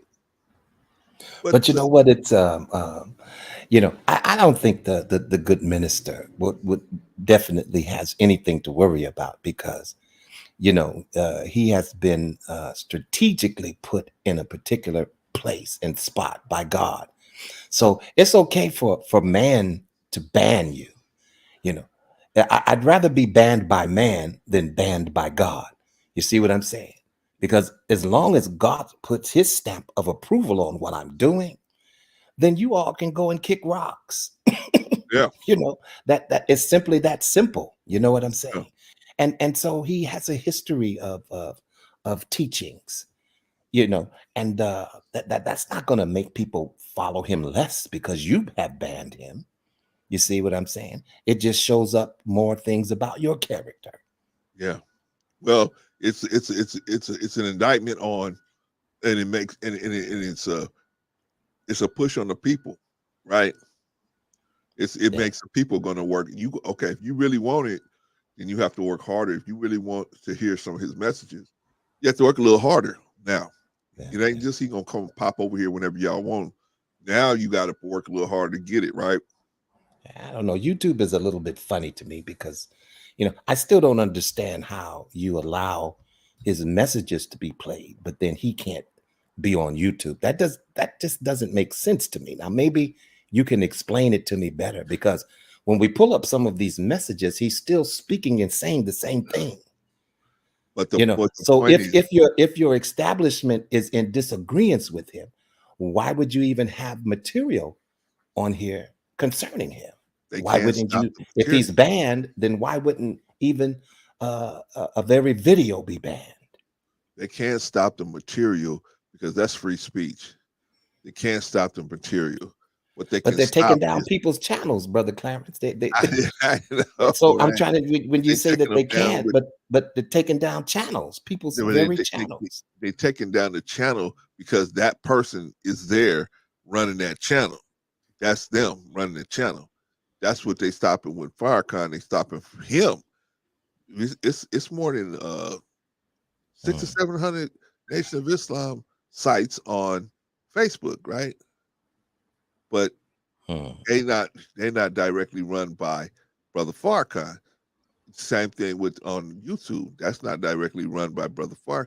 They don't want him to be able to get monetized or anything like that. So they just boot you off, and they don't have to explain to you. They don't have to tell you why they booted you off. They do typically, but they don't have to tell you. Hey, they can just kick you off. That's in your terms of terms and I mean, conditions. hey, they have every right to, you know. Right. Apparently, it's just you know, I'm just saying, why do one thing, but then you don't address it in another area? They can't. They can only address him as an individual. Okay, I get it. They can't address his words because his words, that's what do you call that? Free speech. Right. He can say it. You just can't. They're not gonna let you monetize yourself and get yourself up there, right? Or get you, because I mean, can you imagine if he had a page and he said, "Hey, can you guys help me with a donation?"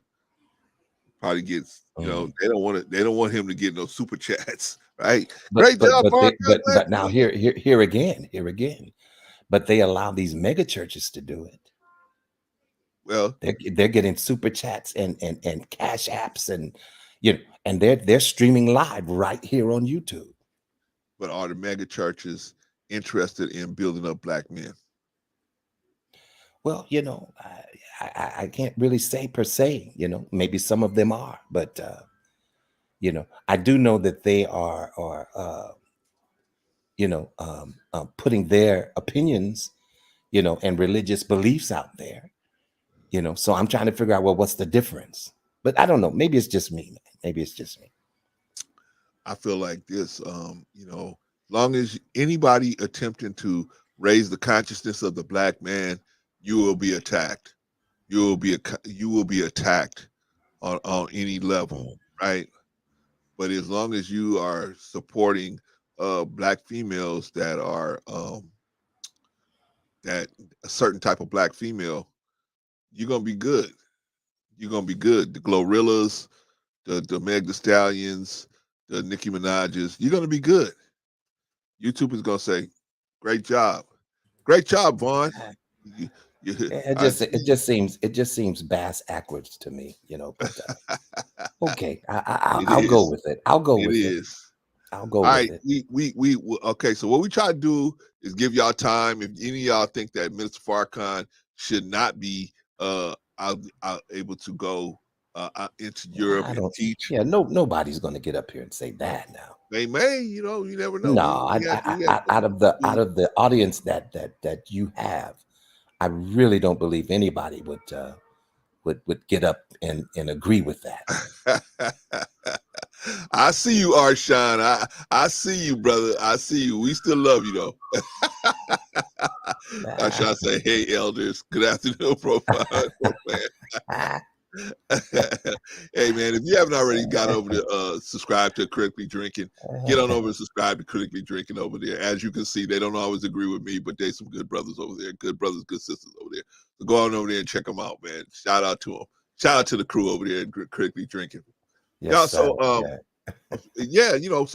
so if you feel like, hey, man, I think Minister Farrakhan is a schemer, trickster, whatever. I think that the news is right about him. I did. I had somebody that was giving me at this time, Vaughn, you don't remember this, man, because you a young dude. But man, back in the days, Thank you, we had sir. VCR tapes. We had Oh, VHS tapes, the right? VCRs. Okay, the VCRs. VCRs. We had a Yeah. VCR, right? And you had the VHS tape, big old super duper 8-track looking thing that you stuck into this tape player and it would play the tape, right? Yeah. So somebody was trying to get me to watch one of those for about 2 years. And I was like, man, I'm not watching that dude. He's a hater, man. He's a hater. He hates white people. The person kept saying, man, you don't know, man. You just listening to the news. You're not really checking it out for yourself. I said, man, I don't need to check this out. This dude say he hate white people. So the dude, he challenged me. He said, okay, when did he say he hates white people? And I said, he just do, right? That's what they say on the news. He said, uh-huh. That's what they say on the news. But I want you to tell me where he said that. I said, give me one of them tapes then. I said, give me the tape then. I listened to the tape. I was waiting to hear it. I didn't hear it. I said, okay, you got away with that one. Let me get another tape. By the time I turn around, I listened to 15 tapes. I'm like, wait a minute, man. This dude never said he hated nobody because of the color of their skin. So I'm like, but they keep saying that he did. I said, obviously, something must be off here. Something must be off. But the bottom line of Minister Farrakhan getting kicked out of UK is basically he was building up a following out there, and he was getting a lot of love out there from the black community. And that's when they said, okay, we got to shut this down, right? We got to shut this down. However, now they let him back in, right? I guess the queen is no longer with us. We're gonna let go. We're gonna let. Yeah, well, that's okay. As soon as the king gets a whiff of it, then they might send him right back out. Huh? They don't even know they need him. They need him. They said that's such a wicked place. You know why? That's why this place is so wicked.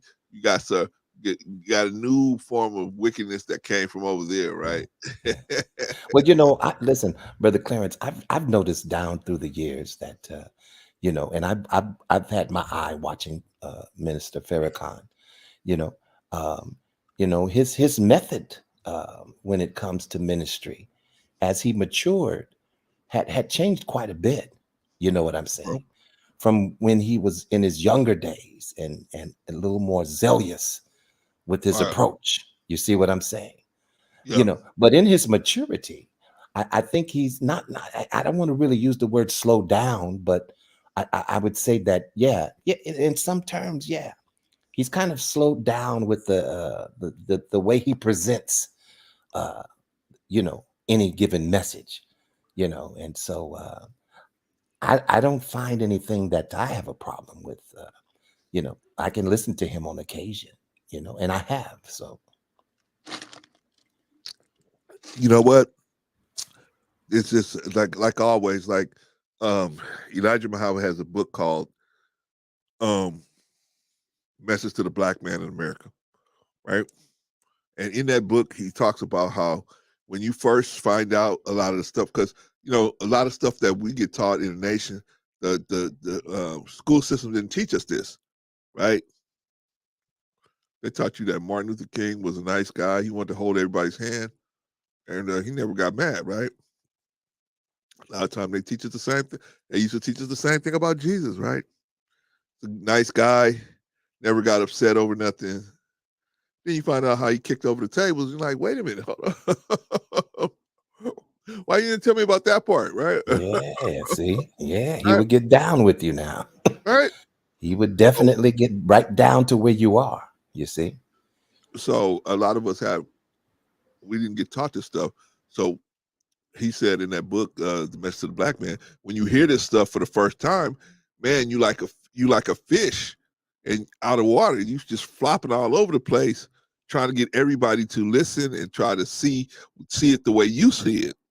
He said it takes a while for you to kind of calm down and understand.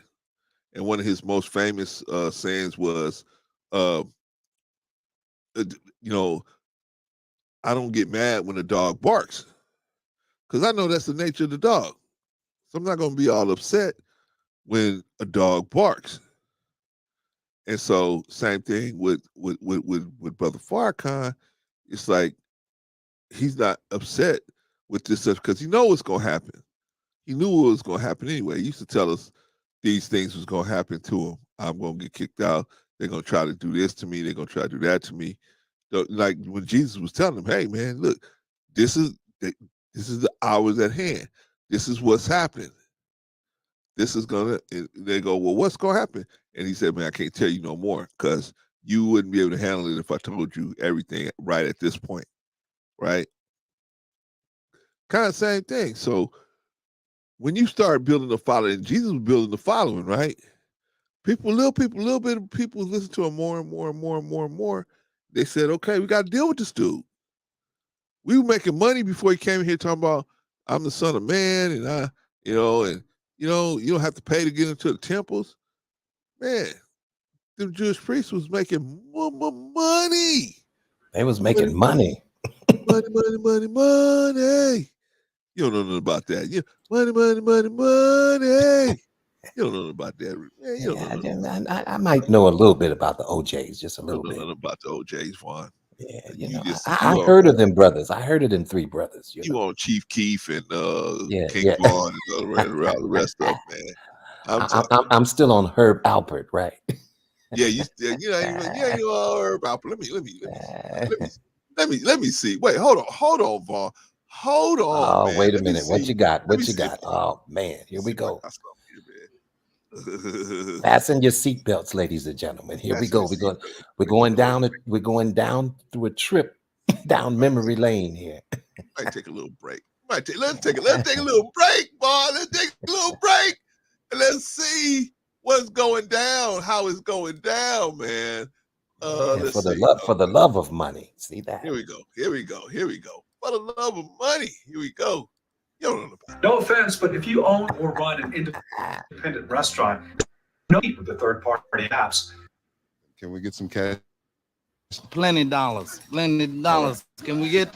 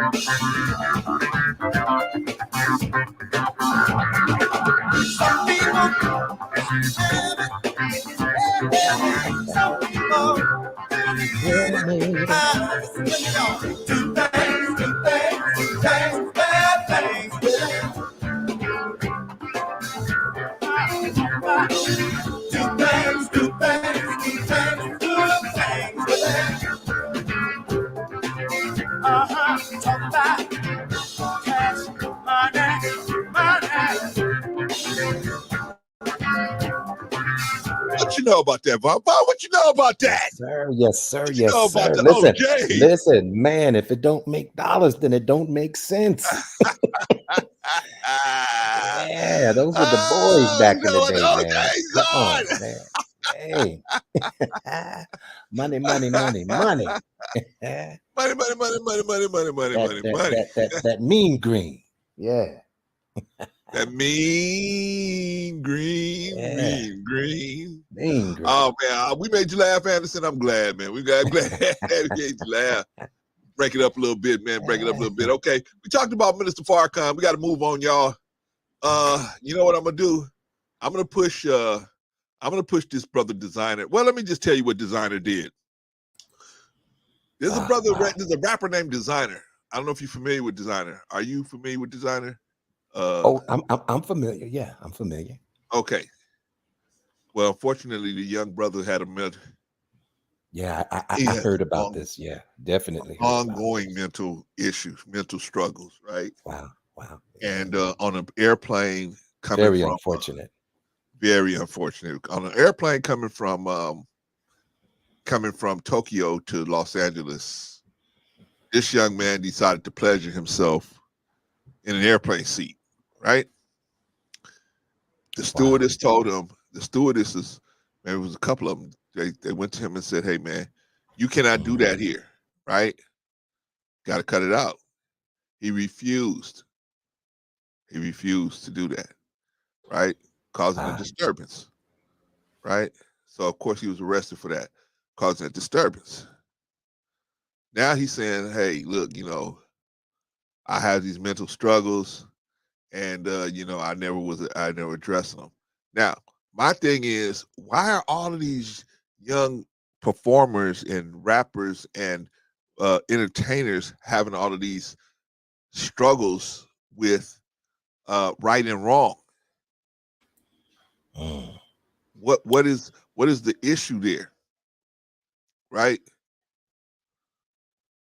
I mean, you know, was he? And I don't know his history of drug use, but were there any reports that you know, drugs may have been involved, or maybe you know, there's a prior history of drug use at all? Well, there's a prior history of mental instability, but there's I don't know if there's a prior history of drug abuse. I don't know. I didn't see that. But my point is, My Well, point I mean, is, mental illness is a definite real thing. So yeah. you see what I'm saying? And I'm pretty sure this wasn't the first time, if that's the case, that this was exhibited, or you see what I'm No, saying? you You remember he know, came out and said, I quit when his friend, one of his good friends got passed away. What's the guy from Migos? Offset. Offset, the yeah, guy got killed. He said, I quit rap. I quit. I'm not doing this no more. Right? He just lost his mind. And he was grieving because his friend was gone, right? He had another yeah, friend, yeah, I think Pop Smoke was one of his friends too. He yeah, got killed, yeah. Yeah, unfortunately. it's Right? it's really sad, man, because these young people, they're acquiring fame, and they're really not ready for that, to be in that position. You know what I'm saying? But and they're forced out there too early before it's their time. You see what I'm saying? And unfortunately, they're unable to cope. You know, Yeah. they're unable to cope. Psychologically. And then there's the fact that no one is going to get counseling.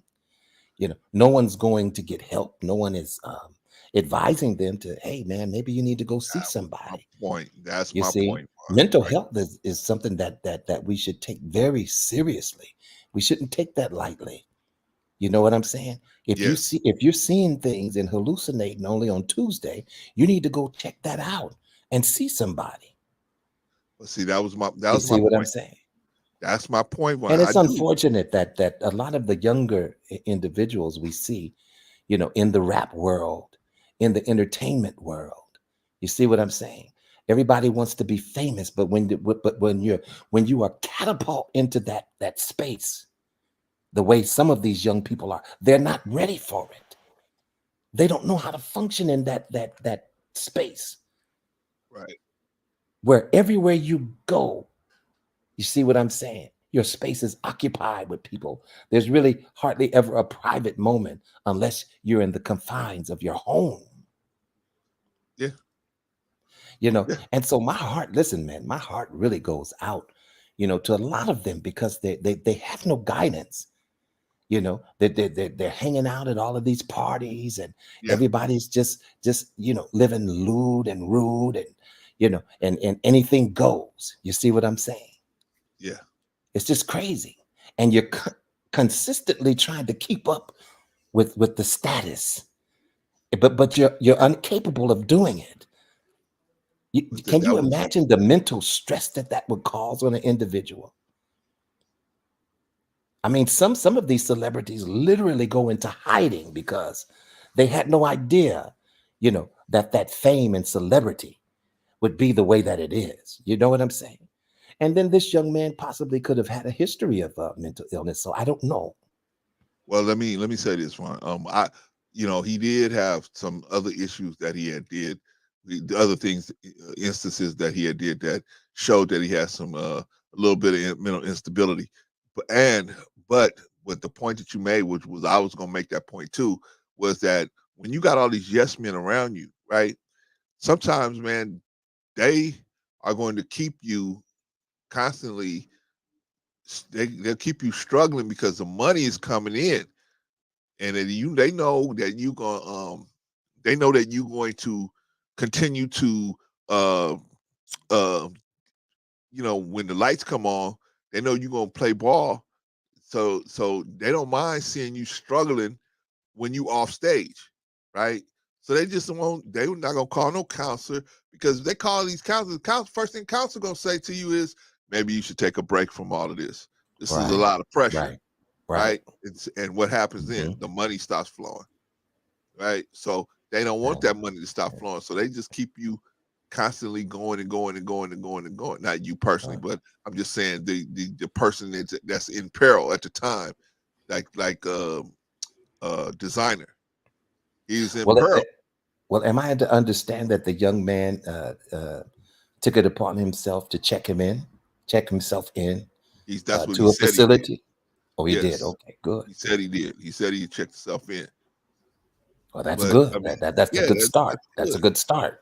That's good. But here's And the thing. sometimes medication needs to be involved, there's a chemical imbalance in the body sometimes where you need to balance that out, and it can be quite helpful. Do you know But what I'm saying? but Go but ahead. see, there's something who's causing that chemical imbalance. The demons are causing that chemical imbalance. The demons are the Well, I demons. would listen. I would agree with that. I would agree with that. But at the same time, there's a spiritual aspect of it, Brother Clarence, and then there's a natural aspect of it as well. You Uh-huh. see, so when we're talking about chemical imbalances, then that's the humanistic natural side. You I see what get I'm it. saying? If your body is producing too much of this or too less of that, they have medications to balance that out. You Well, see what I'm saying? my point So, is, I'm not I'm saying not against medication now. either. I I'm not suggest, listen, if you're on medication, please take it. Please take it. I don't want to meet you in Walmart and either. you didn't take your medication. Come on, please take your medication. I'm I don't not want to saying be not to sitting take in I don't want to be medication. sitting in church, and because you didn't take your medication, now you're interrupting the prayer, with gunshots. Come on, No, take your no. medication. I'm not saying not to take medication. What I'm Yeah, saying is the yeah, that's what medication I was basically saying. Is the just that medication there's a will chemical imbalance, but there is a spiritual side. So I'm not disagreeing with you, Brother Clarence. right, There is a demonic aspect to it. I do believe that. correct. But that's the spiritual realm. But then there is an earthly realm and a natural side that we have to address as well. See what I'm saying? You got high sugar. We need to maintain that with some medication somehow, Right. along with your eating habits. You- Agreed. But what okay, I'm saying gotcha. is, as far as we when we address the demonic situation, that has to be addressed on all sides. So even if you address it, see, like let's say, for example, you just get a person the pills. So what you're doing is giving the person the pills, and so if they don't take the pills, then they have an issue, right? But what we want is them to not have the issue. So for them to not have the issue, we got to address the whole situation. Take your medication, but at the same time, let's go into why you had this issue, how we Of can address it, course, of how we can course. avoid it. That's what I'm Yeah, yeah. saying. I'm Well, I not don't saying know. I don't don't know. take Maybe no you thought I was medication. saying. Maybe you thought that I was suggesting that No, just no, take no, the no, no, no, medication no, and no, nothing else. no. What I was no, Yeah. no. I was just adding on to what you were saying. Okay. I Got it. was just Got it. adding on Got to it. what you were saying and saying that that's the first step is getting some medication that will help you control that situation Got it. on a physical level, Okay. right? Well, That'll help you control it. Patrice, can you help me with Brother Clarence right now? Because he's being awfully difficult. Hello, my dear brothers. How y'all doing this I'm just beautiful I'm just Sunday? messing with you, Brother Clarence. I didn't come to stay long because I'm just messing with you, man. I just want to say hi to you guys. I've been listening, but I've either been driving or I want you, I want to show y'all where I'm at. Uh, Hey, girl. oh, Hey, girl. all Hey, right. Give me that money, girl. Give me that money. I'm gonna reach through here and I'm gonna get that money, girl. y'all see where I'm at, right? Y'all already know, Yeah, right? you I look like see. you're in Black David's living room, man. They got all them lights in there, man. Black David had all that stuff in his house too. It is lights, camera, action. I am in Las Vegas, baby. Look at that! Look at Man. that! Look at that! All right. All right. I'm getting ready to eat, have me something to eat, and I done gambled already, so I'm done with that. But I had a Patrice, good time. Patrice, That's if good. Yes, if if sir. you if you win money, you know my birthday was just on Monday. So if you win something, I'm gonna allow you to spend the least amount, $1,200.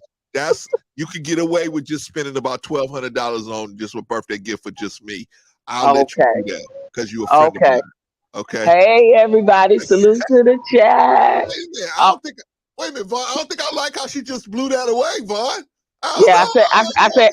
Yep. I said. Hey, everybody. Yep. I'm changing the subject. I don't think that was a good sign, Vaughn.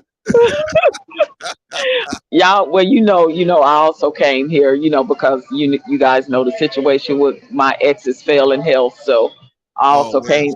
came here to see him as well, but you know, I'm having fun at the same time. I'm trying to make it a little bit of both, you know. Yeah. Yeah. Yeah, but I just Well, want to say hi and let y'all see me behind all these light camera actions and all these machines, all these gambling machines. I'm in Vegas, baby.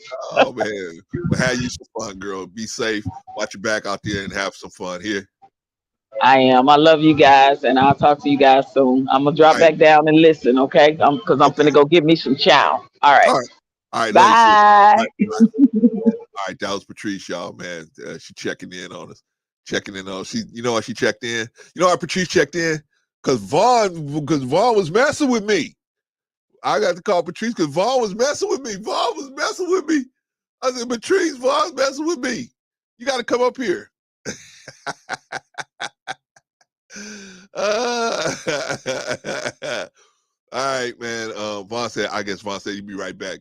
All right, y'all. So yeah, we got to deal with this mental health issue, right?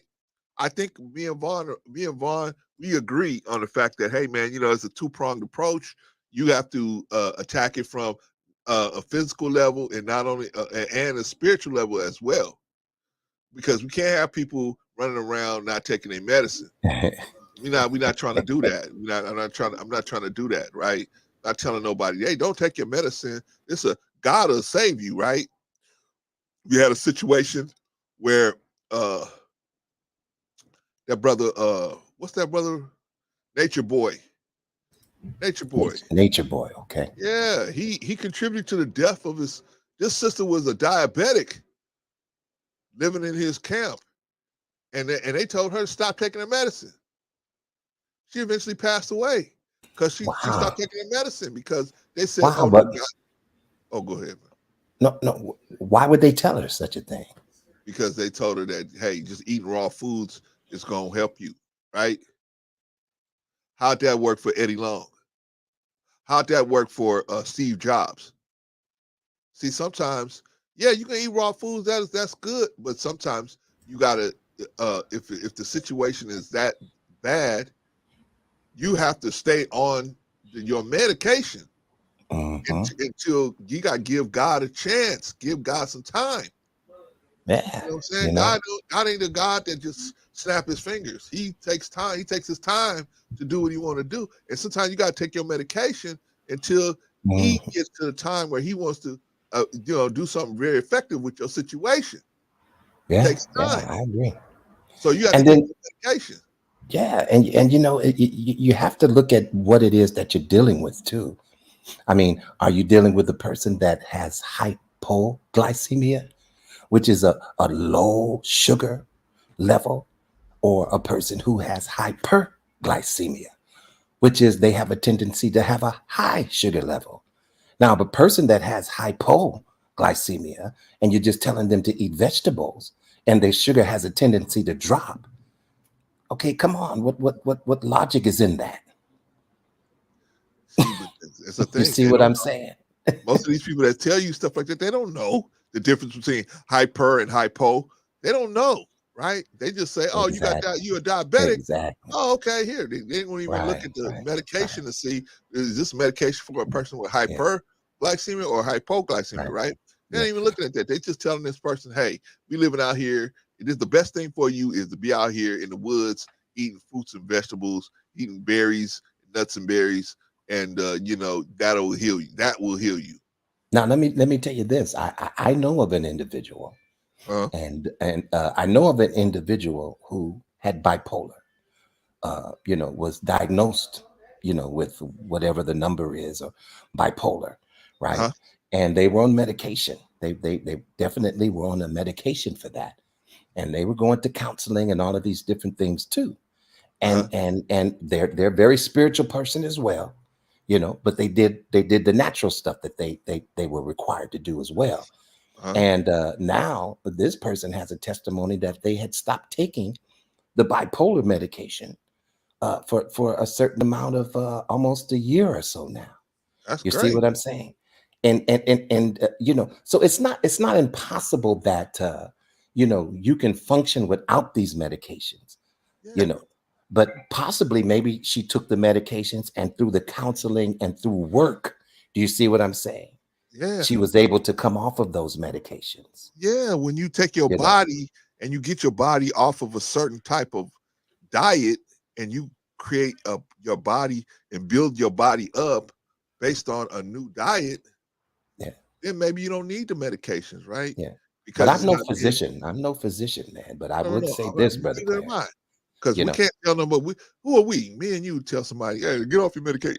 We had nobody tell nobody get off your yeah, medication. sometimes we make some of the most insipid, crazy decisions. You know what I'm saying?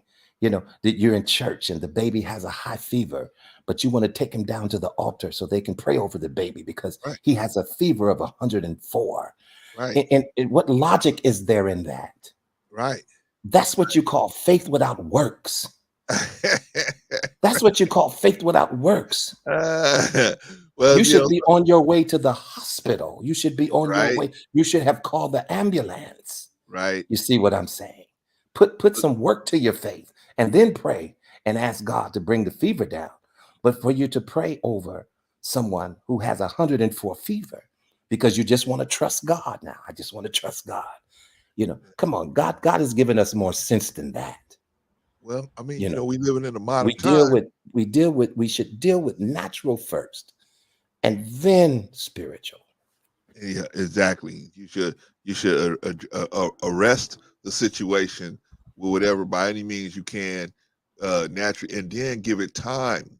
Give it time where you to give research and you can see and you can start building the person's body up, and then you can go into the spiritual side of it too, where but there's some discipline there that will discipline you on either on and on the natural side.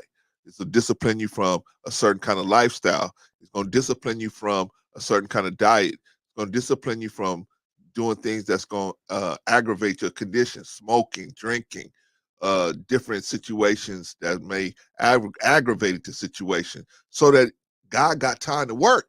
God need time to work, man. You can't come in like what you call that? Steve Jobs said, "Hey, I'm just gonna eat fruits and vegetables. I'm gonna just do this vegan lifestyle, and then this cancer gonna just go away."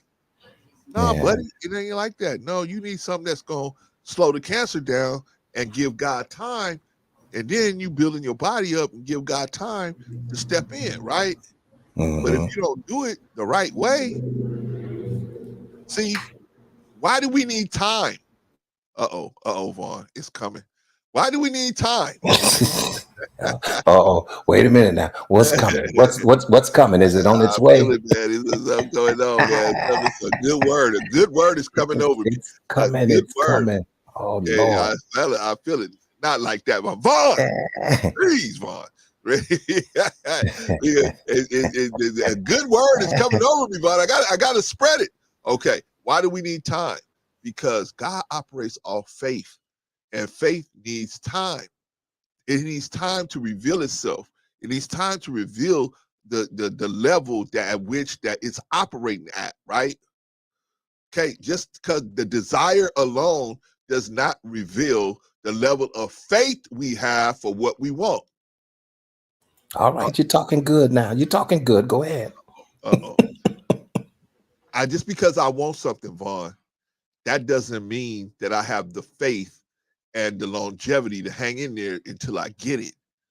That's right. So sometimes we need time. God needs us to have time to reveal, do we really have faith in what we're talking about? Do we really have faith in what we desire? Do you really want this? Or are you just, it is just a passing, a fleeting desire, right? Okay, I don't want that no more. Now I want this, right? But usually when it comes to our health, we're like, yeah, I want it. I want it. Okay, if you want it, how much do you want it? And are you willing to participate in achieving it? Don't just call on me and think you could just sit on your prayer rug, as they say in Islam. You're going to have to get off your prayer rug. Okay, you prayed. That's right. Now you got to get up and go do something. Hey, listen, right? you got to put some feet to them prayer. You got to put some, Right. you got to put your feet to it. You Paul know, said don't faith without works is dead. dead. Dead. You can't say you got faith and you ain't willing to do nothing to exercise that faith, right?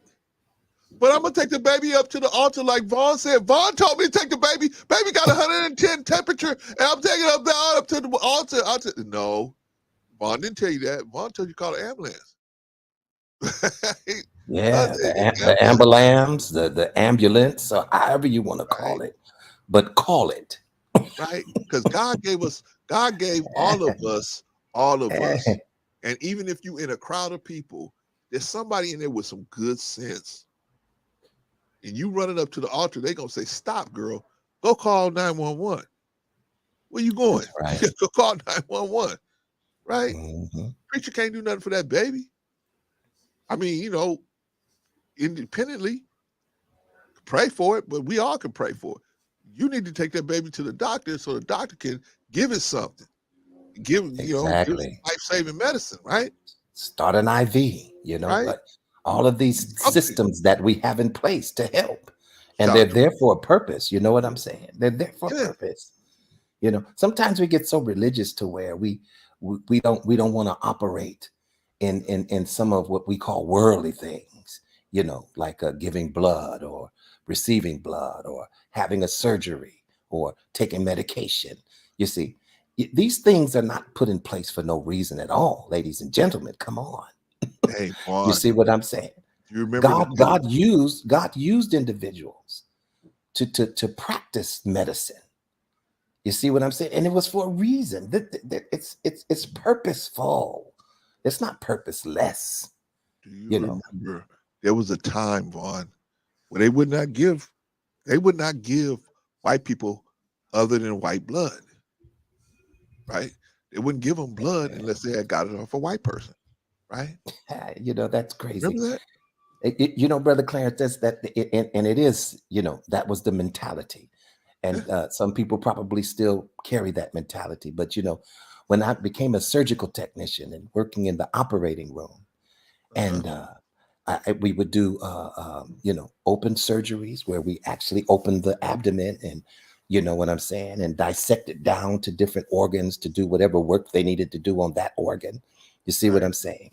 And then we would also do laparoscopic surgery, right? Where we go in with the trocars and then they put cameras in, they fill the belly up with CO2 so that, and then they come in with a lighted camera where they can see around in the cavity. You see what I'm saying? And perform certain surgical procedures, laparoscopically by just looking at a screen while they're moving the instruments, right? Mm-hmm. And I remember one day I was in there doing the what we call a lap chole, which is the removal of a gallbladder. Mm-hmm. And I'm, as I became more mature in the field, I began to learn more about, the biology and the, different organs and how they're placed. And I could tell them right off laparoscopically what type of procedure we were doing. But one thing I couldn't tell when I was looking in the camera or looking at the screen while we're looking inside the body is you couldn't tell what color that person was. Mm. You see what I'm saying? Because the heart looked the same. See what I'm saying? I could show you a laparoscopic film right now on YouTube, and you can't tell me, is that person black or white? Are they Hispanic or Asian? See what I'm saying? Because the lungs look the same, the heart looks the same, the bowel look the same. Right. You see what I'm saying? And Right. so, man, we are all the same on the inside. Right. I don't know why we get so caught up with the outward to where we are so different from each other. We are all human beings with a spleen. You see what I'm saying? With the pancreas, all of these different things that our bodies are just alike. The only thing different is sometimes when you look inside the laparoscopic scope and you're doing a surgery, well, you may run across a uterus. Now you can tell that that's a female. Right. Okay, I'm gonna leave that alone. But that's the only difference. That's the only difference. That's the only difference. Yeah, well, you see, that's what I'm saying, man. there was a point where that made a difference, that mattered, right? But now we at a point where that stuff doesn't matter. All we saying is take your medicine. If you take medicine and you have a chronic condition and you take medicine, don't get off the medicine unless your doctor tells you to get off the medicine, right? Your doctor don't tell you to get off of it, and maybe you just need to be on it a little longer until your body gets strong enough to where, because that's the point, right? You want your body strong enough to where you don't need the medicine, right? Okay, but if your body's not strong enough and you decide to get off of it too early, maybe a problem. Like I was telling you about that situation with Nature Boy, where he told that where he had that chick get off her diabetes medicine, and she was running around talking, "Oh, I feel great, I feel great, I feel good." She's Until dead she like 2 didn't. weeks later, Yeah. right? Yeah, and Wow. but it was Wow. just like, you know what I'm saying? You can't it, here's another one. God, sometimes you gotta realize, recognize who you trust. Are you trusting are we trusting the right person? Are we trusting the right person? Are we trusting the right people? In other words, we put our trust in the right person to tell us to get off this medication. Well, now, Brother Clarence, that's another topic now when it comes to these medications. Now, and I question them myself sometimes because you see the lady on the commercial and she's running in the park and life looks good and she's running in slow motion and her hair is bouncing in the air, right? Right. But then they start telling you what the side effects are, and anytime one of the side effects is death, listen, I'm like, I have to think twice about this medication now. Wait a minute, I could possibly die. You see what I'm saying? Can't you give me something that would at least don't have the side effect of death? Right. That's bad, You, right? you, you know that come on, Brother Clarence. Yeah, That's that's pretty bad. bad, man. That's bad. And you So see all these side effects, and you say, "Wow, am I willing to go through all of?" I remember I had COVID one time, or right, C-19. I'm sorry, I have to say that on YouTube. And I think it was the third time that I had COVID, C-19. And so I called and I talked to the people over the phone and I said, well, what can I take? Because I'm an older person now. right, So it affects my body a little bit different than it does anyone else. right, And so they said, oh, yeah, we have this new medication. It's called whatever it was called. I can't really say the name of it right now, but it was a definite medication for it. And right. so I said, well, send me that, I'll have my wife pick that up. And so something said, look at the side effects. And when I read the side effects, I said, well, Lord, you're just going to have to help me because I'm not going to take this medication. I'm Okay. just not. Based on the side effects alone that it was saying, I couldn't do it, and I can't say that it was against my better judgment because I'm still here. But at the same time, I wasn't willing to suffer any of those side effects. Well, like I said, I understand that, and here's what I say to that. I say you your own doctor. Yeah, well, You're the best person that knows yourself. But yeah, don't just throw away what the doctor said. You got yeah, to no, investigate it. And if you right, don't have no right, better understanding than what they're saying, at least take the medication. At least hmm take it, right? And right, then and until you figure something else out. I had that happen to me. I was on a medication that a doctor gave me or suggested to me. I was on a lifestyle plan that they suggested to me. I had to throw all that out. They said, "Oh yeah, everybody can drink and eat this," but I can't eat and drink that. mm, I'm not gonna be here, yeah, right? And right, so I had to deal with that on my own and say, okay, I can't listen to them and just do what they say. I got to consider what they say, right, and right. then say, okay, this is not going to work for me. So let me see how I'm going to do it. Shout out to Risa, by the way. Glad to have you in the building, sis. Hey, Risa. I'm not going to have, so they gave me this medication, and I kept telling them, hey, look, I got an issue on the side. I can't take a deep breath.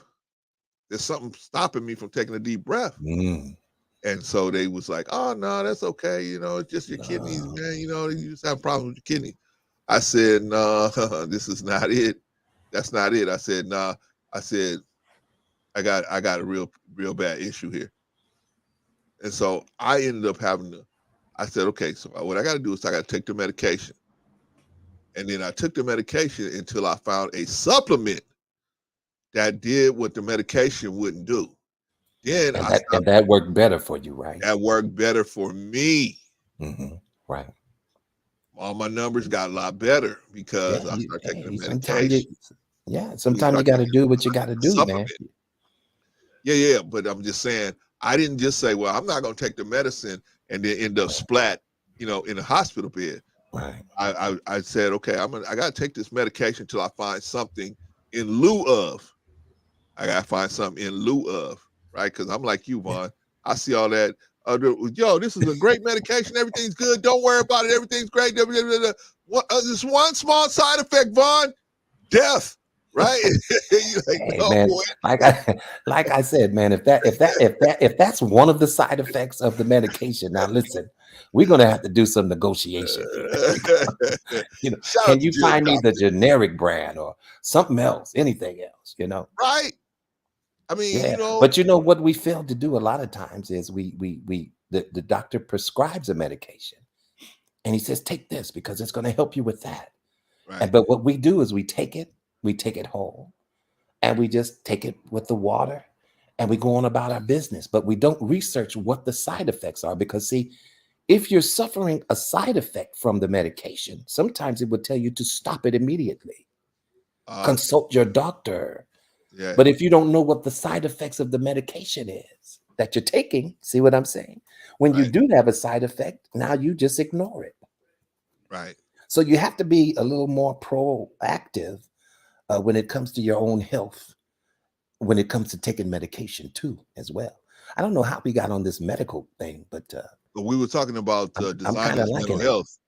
Yeah. And we were talking about somebody who had bipolar, and they Right. Yeah. decided to not take their medication. And can it? Okay, so sometimes you Well, might be able to make well, that work. they didn't decide not to take it. The It doctor was put them on okay. it. Yeah, the doctor Oh, said okay. that Well, the doctor put them off. this was through all of the counseling and all of that. They just didn't say, "Oh, I stopped taking it." Oh, okay. Yeah, You my see bad. what My I'm mistake. saying? So Okay, yeah, but my point is, if you because same thing happened to my mother. My mother was on high blood pressure medication for a long time, and then she just decided, hey, you know what, I'm gonna stop doing X, Y, Z, and she stopped doing some things. And then finally, the doctor said, hey, you know what, we gonna remove these high blood pressure pills from you because you don't need them. And so they took them out. They took her off of the high blood pressure medications, right? But it was hard. But she was also a diabetic, but she had a discipline to not do certain things that was put her in jeopardy with the diabetes. So that's how she was able to get off. But I think if she had more time, she could have even got off her diabetic medications. But that's neither here nor there because she passed away in 2018. oh, wow. Shout out to her. Rest Sorry in to peace, hear Mom. that. Yeah, man. Thank you. Appreciate you. All right. Yeah, listen, we all have our appointed time. Right. You All know, right, y'all. so Go ahead. No, I'm good. Go ahead. Okay, so what I'm gonna do now, what we're gonna do now is we're going to take another little break because we're gonna move on, right? Shout out to designer's family, designer, everybody around him. Hopefully he'll get the help that he needs and he'll accept it and he will move on and have a great testimony for the rest of us so that we can hear it and hopefully get motivated to move forward as well. Okay, so first thing we're gonna do, Vaughn. Yes, sir. We're gonna take a little break, man. Okay. We're gonna see if I'm gonna see if you got any kind of people like this in your life, man. You got any kind of people like this in your life, man? Let's see.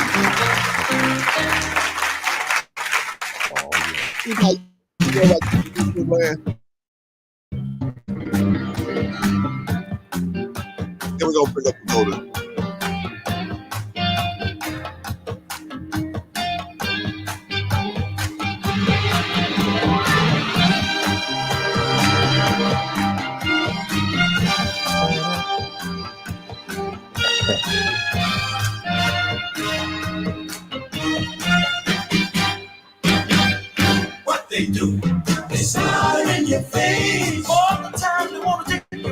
place, the backstabbers. Backstabbers, they smiling in your face. All the time they wanna take your place, the backstabbers. Backstabbers. All you fellas who have some woman and you really care, yeah, yeah. Then it's all of your fellas. Get that Better priest. beware, yeah, yeah. So ladies out to get your lady. A few of your buddies, they sure look shady. Blades are long, but tight in their fists. Aiming straight at your back, and I don't think they'll miss. What they do, they smile in your face. All the time they won't take your place, the backstabbers. I keep getting all these visits from my friends, yeah, what they doing to me. Oh man, Yes, sir. Yes, sir. That's that great Dirty OJ, Mackin song, ain't it? That's the that Dirty great Mackin OJ. song. Vaughn, hey y'all, I have to teach Vaughn. I have to show Vaughn who the OJs are, because Yeah, Vaun don't come know on, nothing come about on, the come OJs. on, come on, man. You Good know, evening. good evening, sir. Hey, Don't what's call me going on, sir. Pagoda? How you doing, man? How you I'm doing, okay. Pagoda? You good? I'm okay. All Yeah, right, you hear good, me good? good, good. Okay, man. So we talked about Minister I'm going to Farrakhan. yeah, I'm going. If you ask me already, I'm going to next week to Hungary for a vacation there. Oh, okay, good, good. What's in Yeah. Hungary? What? You think you're gonna be hungry while you're over there? Mhm. What's in Hungary? That was What's really in there? corny right there, bro. I also But it said it was to good. some Hungarian woman, so he's not the first one. A What is it woman, there? the I'm going to. woman, the Yeah, woman. You're going to get the woman. We're going to yeah, get the woman, right? yeah. The woman. No, I'm going to be with a big tourist group, but still, since the K disease, I didn't been out seas. You didn't do what? I said since the K epidemic, the epidemic that starts with the word K. It starts with C maybe in English. You know what the epidemic that we had in 2 years ago. Okay. You talking about C-19? Okay. Since that, I didn't been outside of my country. Okay. So it's time to party again. Time to party again. To partay. Yeah. Time to party again. Okay. So now you're going out to Hungary to see the woman. The woman, the Yeah, party, but the honestly, woman. but honestly, there to see the architecture, the culture of the Hungarians and That's why stuff. you going. The architecture. Okay, Pagoda. We got you. We got you. Okay. Yeah. The museums, right? I got you. We got you. Yeah, I want to talk about what Van said when I was in the back chat about the surgeries that he was a part of. It's very sad. It's very sad that people see that give different treatment to different people. Yeah. And thank God that today we didn't have this. We don't have today that in the what I'm trying to say that thank God that today we don't have this nonsense. At least in your country and in mine. Yeah. Yeah. Yeah, man. Yeah. And just how many lives have been saved. We have a man named, you can look this up, Pagoda. It's a man named Charles Drew. He's the one that developed blood plasma, where you can actually separate the plasma from the blood, right? It's the reason why dialysis works today. It works on that premise, right? And What you so said his name was? Charles Drew. Okay, I don't know who's that, Drew. but this guy deserve a prize. He Right. deserves something for that. Right. And you know how he died? He Oh. died. He died in a car accident out here in the States. He died in a car accident, and the reason why he died is because they rushed him to a hospital, and the hospital wouldn't admit him. It wouldn't take him and work on him because it was a whites only hospital. They would only When work on was white that people. exactly? I think it was 1948 or 1949, one of those years. I think it was in the 40s, right? It was Sick. 1949. Yeah, he bled to death outside the hospital because they wouldn't work on him, right? Disgusting. Wouldn't even, not even a Band-Aid, right? Not even a Band-Aid, a piece of gauze. They wouldn't touch him, right? And here he is. He's the guy that came up with blood plasma, right? He's the one that came up and set that up, but he was a black dude, and so that they wouldn't work on him. So that's the And you know, irony in that situation, right? And you know, But they like have you that. said, Go ahead. oh, go ahead. And you know, they have that machine, Brother Clarence, too, where they just give the plasma. It's called apheresis. And, you know, because of this brother's work, you know, by separating the plasma, you see what I'm saying? Right. Yeah. There's two white guys got rich off of that machine, off those machines. They got the patents on those machines, and but all of that work that gave them the ability to get the patent was off of Charles Drew. They got the patents off of Charles Drew's work, right? But the point is, millions of lives have been saved. Millions of lives have been saved by that, right? But the philosophy that well, this person can only have that person's blood, that has killed some people, right? I remember there was a person that died. I think it was a Jehovah's Witness, but they wouldn't take the blood from. They wouldn't take blood from another person, That's and the for, kid died. Yeah, they The kid believe died, that's their religious belief, you and know. I was like, wow, That's man. idiotic, And with all due respect. yeah. And you know what? You have to honor it. You know, I've worked in hospitals where, you know, it's known to us, you know, while we're working on an individual that, hey, they're Jehovah's Witness. So we already know that they don't want to receive blood. Right. And I don't even believe that they want to, because they have it where that you can get your own blood back. Okay. You see what I'm saying? They can save your blood and give it back to you. Okay. And if I'm not mistaken, I think that they didn't even want to do that. Wow. So it wasn't even really anybody's blood. It was their own blood that they could get back. You know, so it's crazy, man. It's crazy. You know, with all due respect, in that case, then just don't tell them that it's a non-Jehovah Witness's blood. In that case, No, you you can't. know, it's I'm respecting. I'm for respecting the people's culture and religions, but there is a limit. I think that is.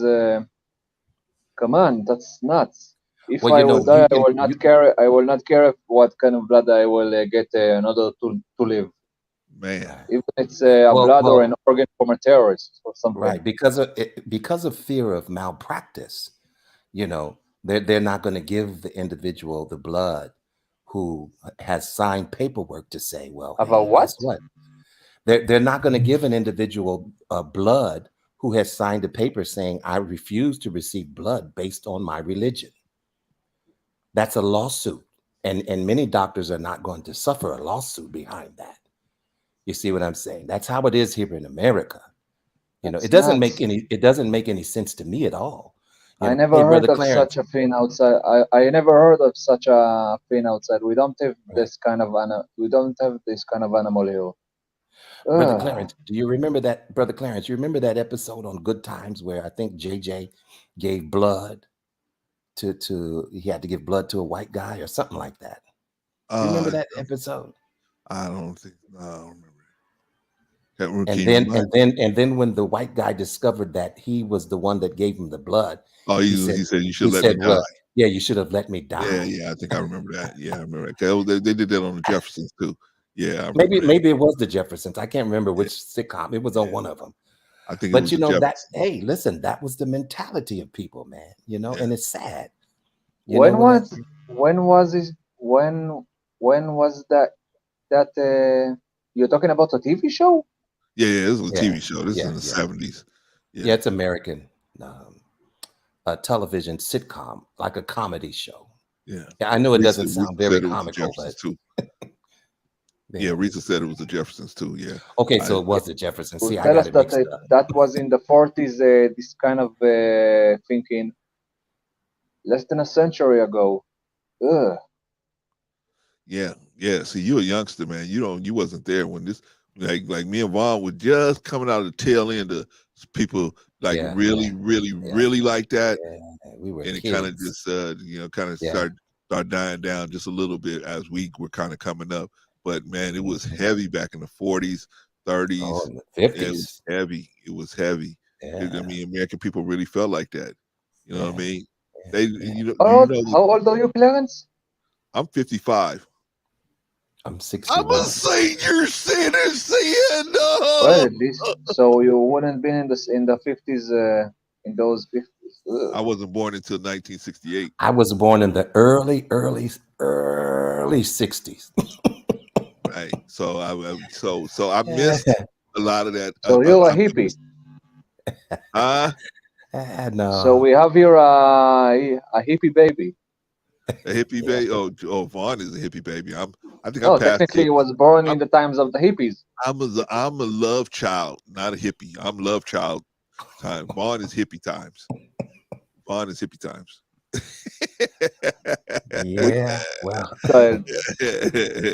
I'm psychedelic love baby type stuff where I'm at. You know what I mean? So shout out to the lovers out there. But see, you young man. How old are you, Vaughn? I mean, how old are you, Pagoda? Pagoda's very Pretty. young. I'm a 30. I don't know exactly how you say it in English. Oh man, you're a 30? Wow. baby, man. 30. You're a baby. Wow. I'm A over 30 baby. years. I'm 30 years or more older than you. How lovely. You can Wow. be my dad. I I wish I probably was could a be your smart. grandfather. I don't know, but Oh, come on. You don't. You know what? Maybe you can be my grandfather if we were if we were in an Orthodox society that people are marrying in age 18. well, hey, Some you places know, here, then you could be my grandpa. that's right. Okay, I got a question for you, Pagoda. I've been thinking Yeah, about this go for ahead. about a week, and so I'm glad you're here because you're in Tel Aviv, right? So you can tell us how they get down in in Israel for real. Okay, so if I have if there's a daughter, if a daughter is going to start going out with somebody, does the daughter have to bring the person? Like, does the family get involved with the dating process and the courting process in Israel? Or According, wait a minute.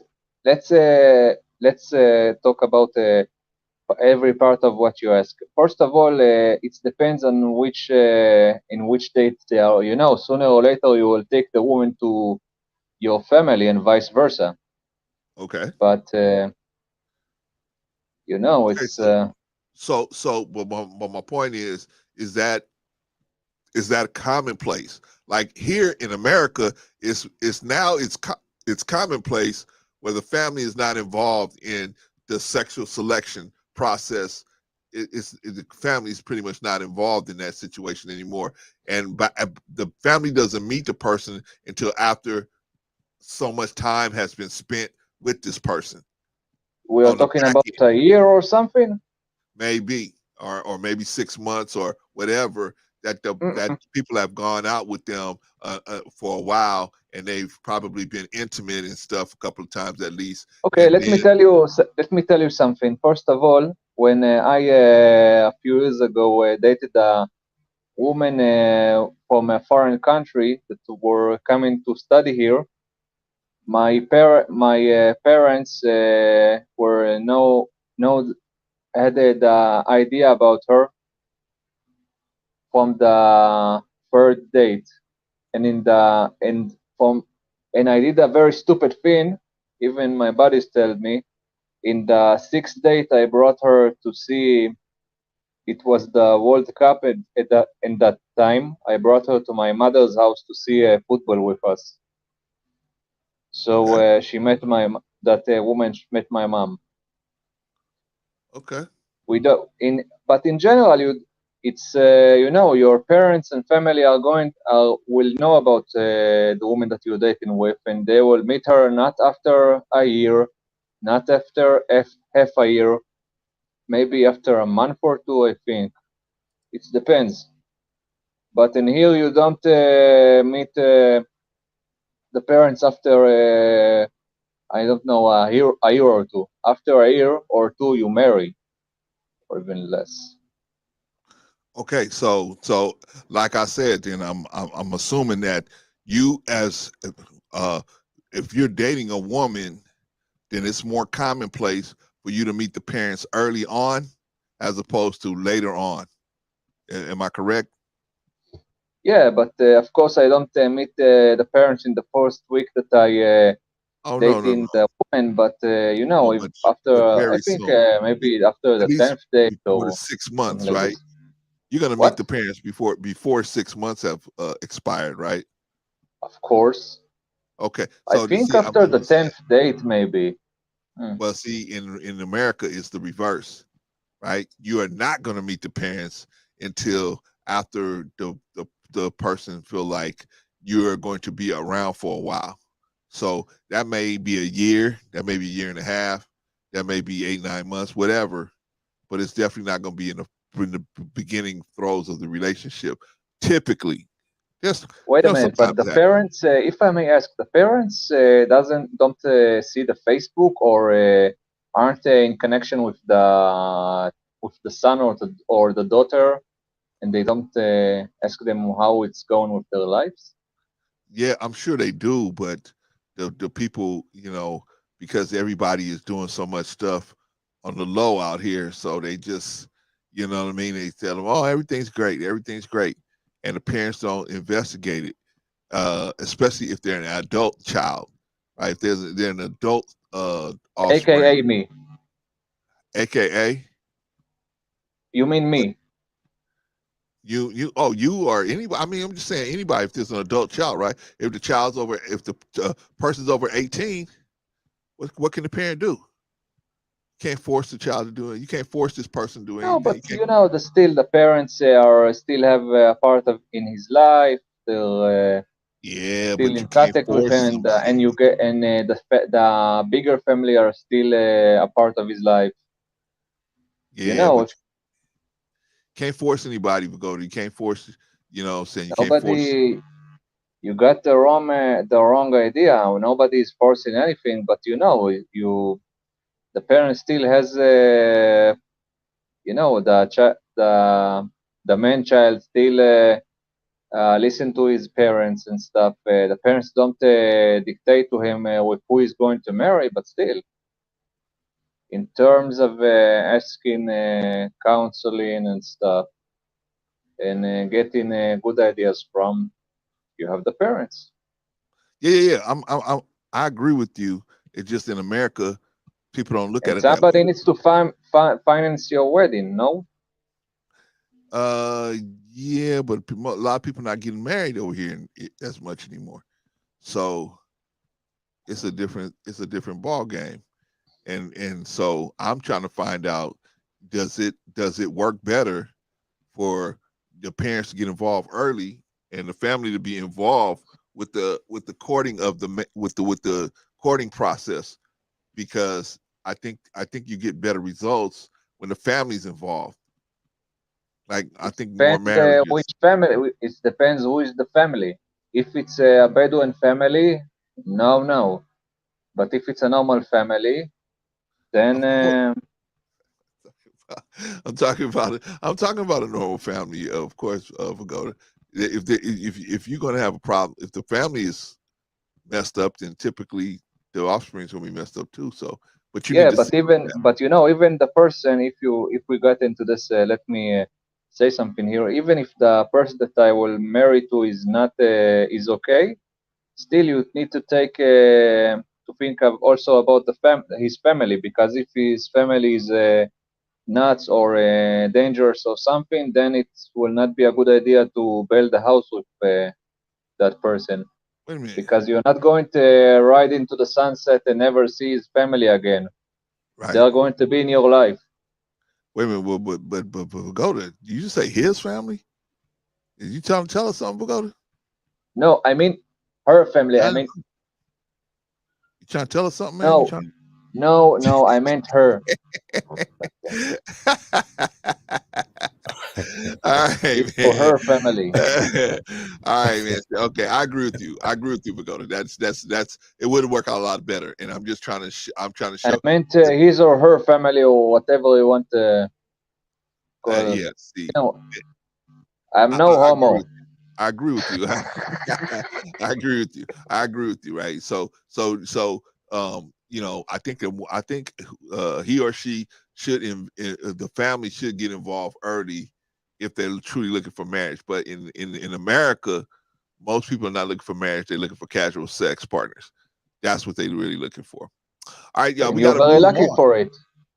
Huh? In Tinder for here, and you're very lucky that is your case, because in here in Tinder, even in Tinder, you don't you get a lot of picky women that want a serious relationship and no. Tinder is supposed to be a way to get sex, and here it's a way to get serious relationship if you're lucky. Well, see, by the time a lot of these women get to Tinder, they've been dusted off so many times till now they're looking for somebody who they should have been looking for maybe 10 years ago. Now they're looking for that person. The bad part is they got 100,000 miles on the vagina, or they might have 2 or 3 or 4 different children by different men, and they got a lot of different other issues going on that you're gonna have to decide whether she's worth committing yourself to a situation like that. You gotta have to make that decision, not you personally, but the people that's the men that's on there trying to find casual sex.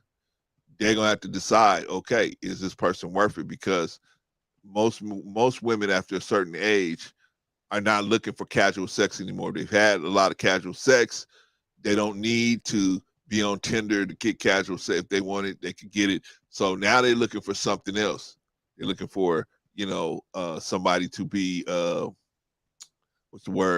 committed in a committed relationship with them. But the problem is most of those women that's on Tinder, they don't understand that that's not the place to be looking for people for committed relationships. They don't understand that. They think that that's a place where people looking for committed relationships are going to be on Tinder. And most of the time, that's not the case. But anyway, we got to move on. Pagoda, we got to move on. TD Jakes got a bunch of money, and we got to talk about that. Okay?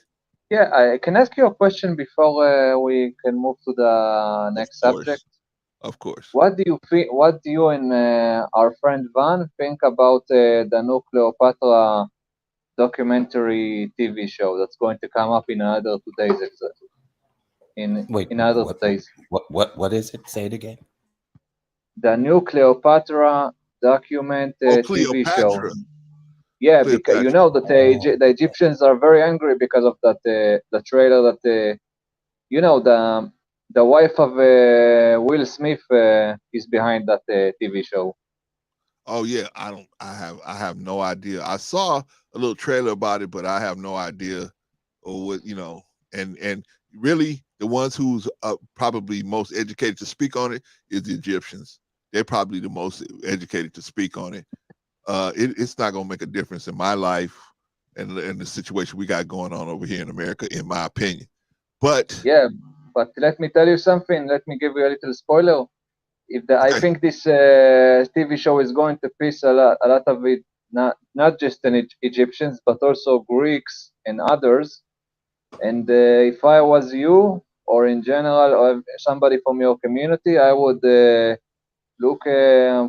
I would think twice before going to visit Egypt or to hang out with Egyptians, because if from what it's look like, they are pissed off, and there's a good chance that they will do something fucked up about it.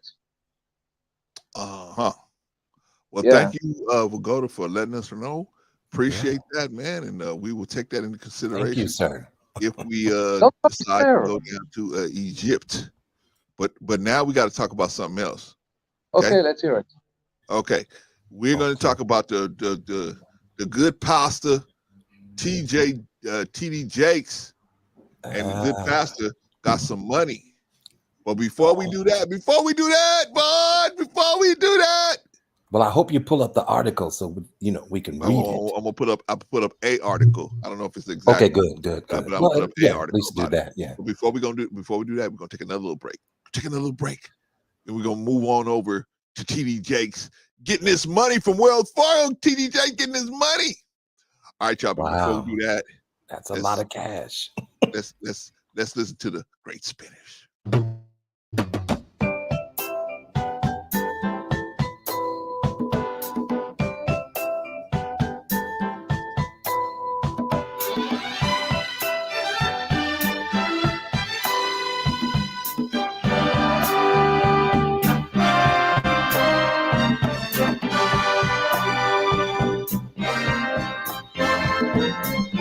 Since I met you, I've begun to feel so strange.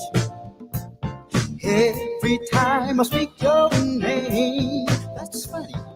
You say that you are so helpless too, that you don't know what to do. Each night I pray there will never come a day when you up and take your love away. Say you feel the same way too, and I wonder what it is I feel for you. Could it be I'm falling in love with you, baby? Could it be I'm falling in love? Could it be I'm falling in love with you? With you.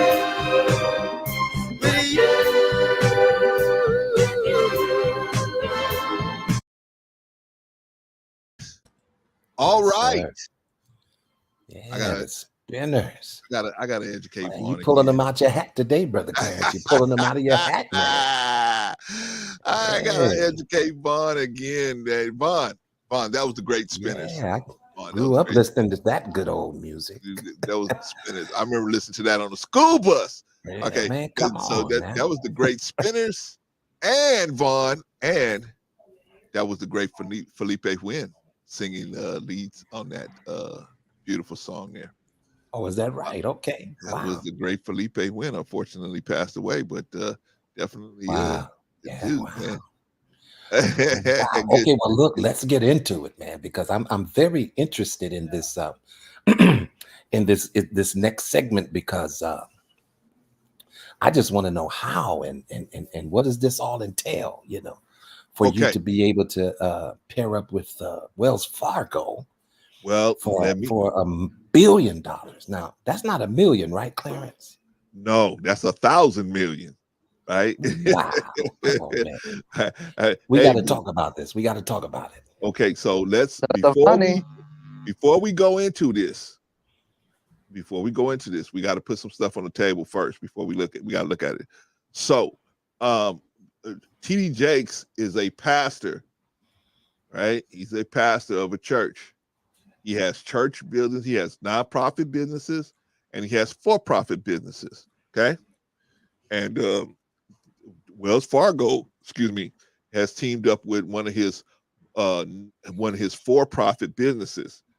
He has a for-profit real estate business, TD Jakes, and so Wells Fargo is going to partner with him with this real estate company to build housing. Okay. So it has nothing to do with the church, quote unquote, right? Has something to do with, I don't know why they picked him out of all people, right? They selected him for whatever reason, right? We're going to give you this $1 billion, TD Jakes. Maybe it's a way so they could say, Wells Fargo has been sued lots of times in the last 10 years, right? For redlining and overcharging people. And then the most outlandish thing that they did was they was creating,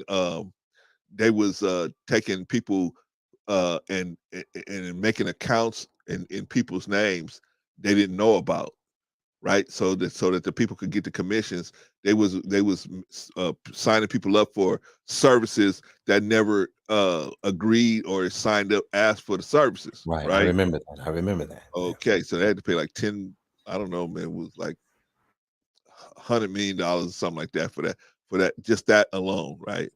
So now, I guess, and then they just recently had something where they were redlining or something. So what they have to do now is what the people are saying now is this is something to try to wipe their slate clean by working with TD Jakes, because they were charging people higher interest rates for buying houses in the Black community. You know, the normal, the usual, right? So anyway, I'm going to read this article, but I want to lay a lot of that stuff on the line, that it's not the church that's getting this money. This is TD Jakes, a for-profit, privately owned business, getting this money, right? And then, but it goes on to say what the money will be used for, right? Right. The Well, money I will guess be. as you get into the article, Yes, yes. I'll get into the article. I just want everybody to be on the same page before we got started. Okay, so here we go. It says, why shouldn't by Bishop T.D. Jakes claims that Wells Fargo has changed its ways? The bank has paid billions. Is that a billion with B, Vaughn? That's a B, right? Like in baby. Billions of dollars to settle claims it has discriminated against or otherwise taken advantage of its customers. Okay, so Bishop T.D. That's a lot Jakes, of money. gotta get the money. Bishop T.D. Jakes, arguably the most well-known Black religious leader in the United States, and whose Dallas church, the Potter's House, that's the name of the church, the Potter's House, ranks among the country's largest congregation, has announced a new 10-year deal. 10 years, Juan. Now that's a 10-year deal. Okay. 10-year deal, man. So that's over a period of 10 years. I don't think he's going to be begging for coffee money within the next 10 years. Right, but it's stretched out over 10 years. So in other words, it's divided. Right?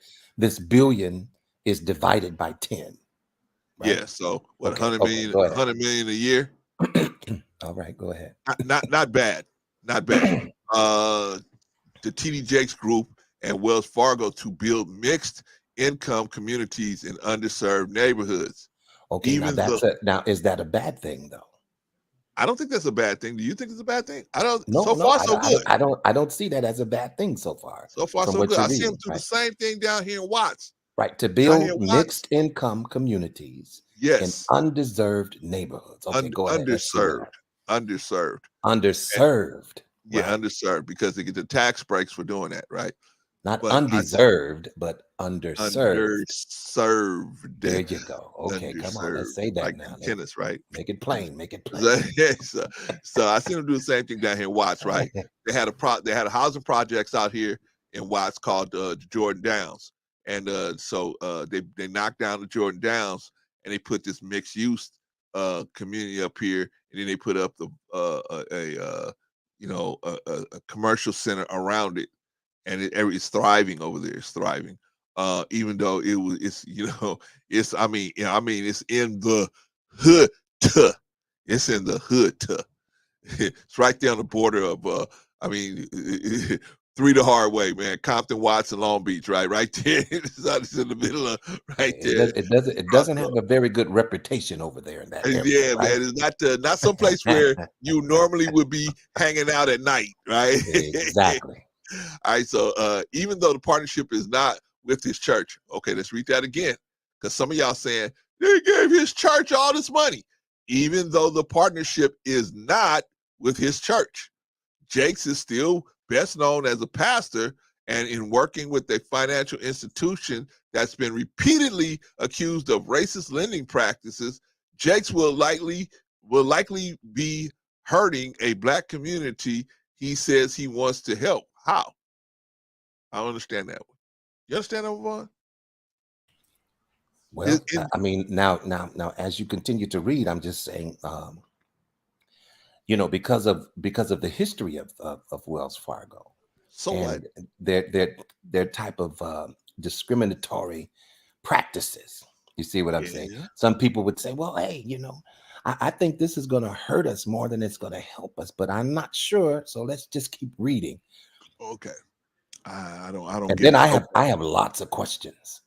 So okay, good. If I may say, you know, I think the lesson in all of this is don't give the money to a church or a synagogue or a mosque or whatever without knowing where it going exactly, Of or course. not too much in general.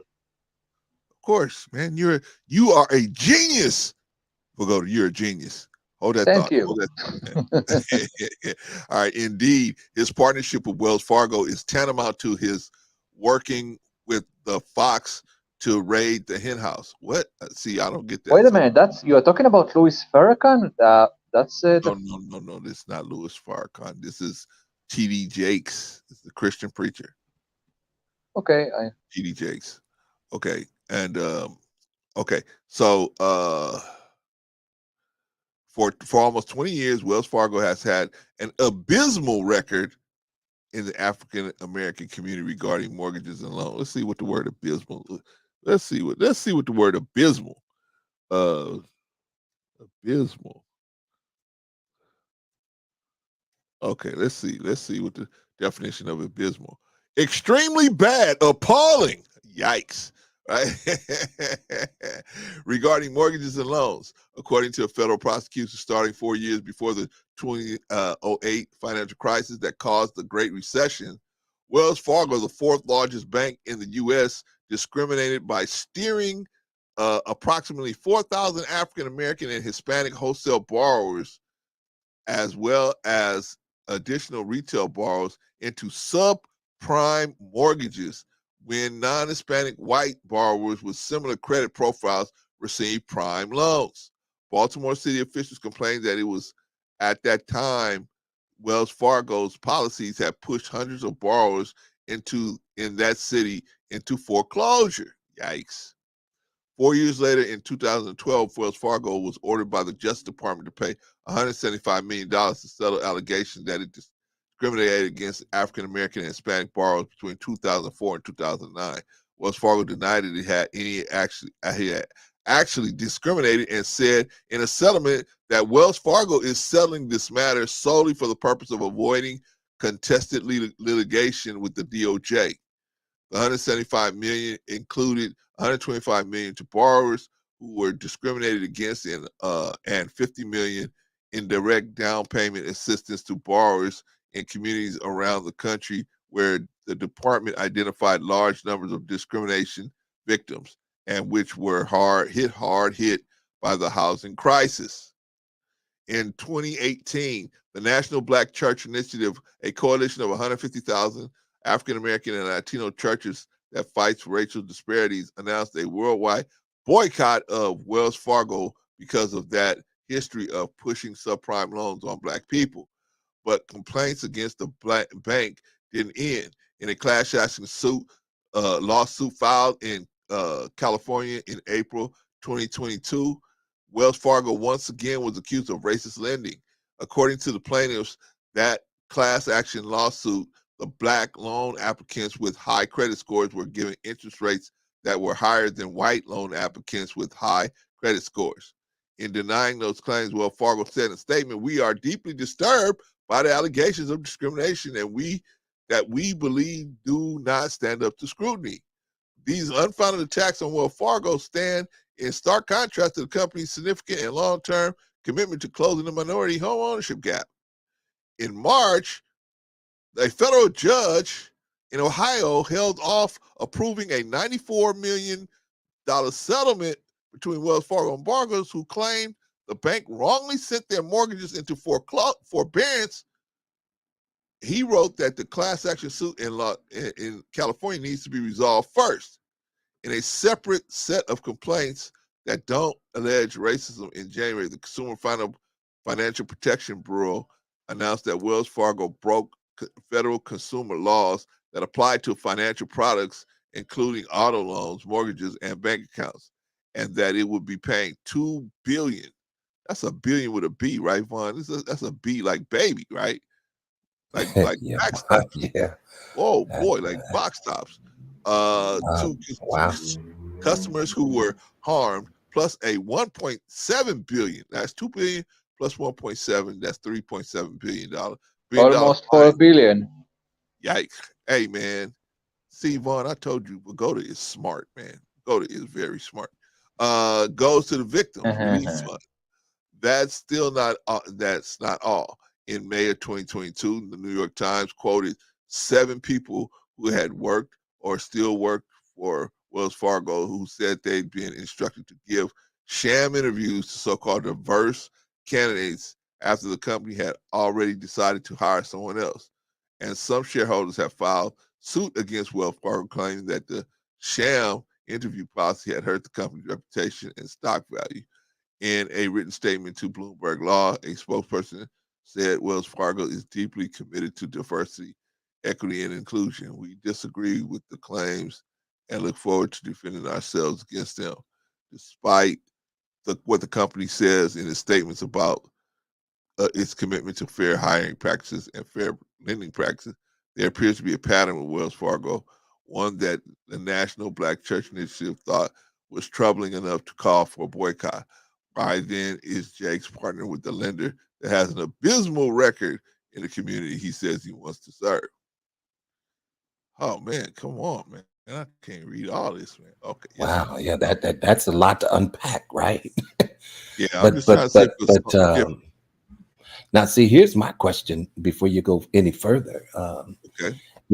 I think we have the gist of why he would want to partner with them. Because they're offering this billion. I think it's just 1 billion, right? Not billions, but 1.7. Yeah, so it's $1 billion to fund these projects that okay, like you said, had nothing to do with the church, right? Right. But his other business endeavors are going to be tied to this union, right? Is that what I'm to understand? Right. Okay. So I'm trying to figure out why is it that they would back him that way, and what is it about TD Jakes that has them backing him that way? And is this a good idea for him to go along with this partnership based on his own businesses? Like, is this a loan? In other words, is this the loan from the bank? I Is don't this think $1 billion a loan, or is it that it couldn't be that they're just giving him $1 billion, right? No. That definitely not. No, I Okay, think so it's. his businesses are going to be tied up with this $1 billion. I think they're going. I think they're going to be partners.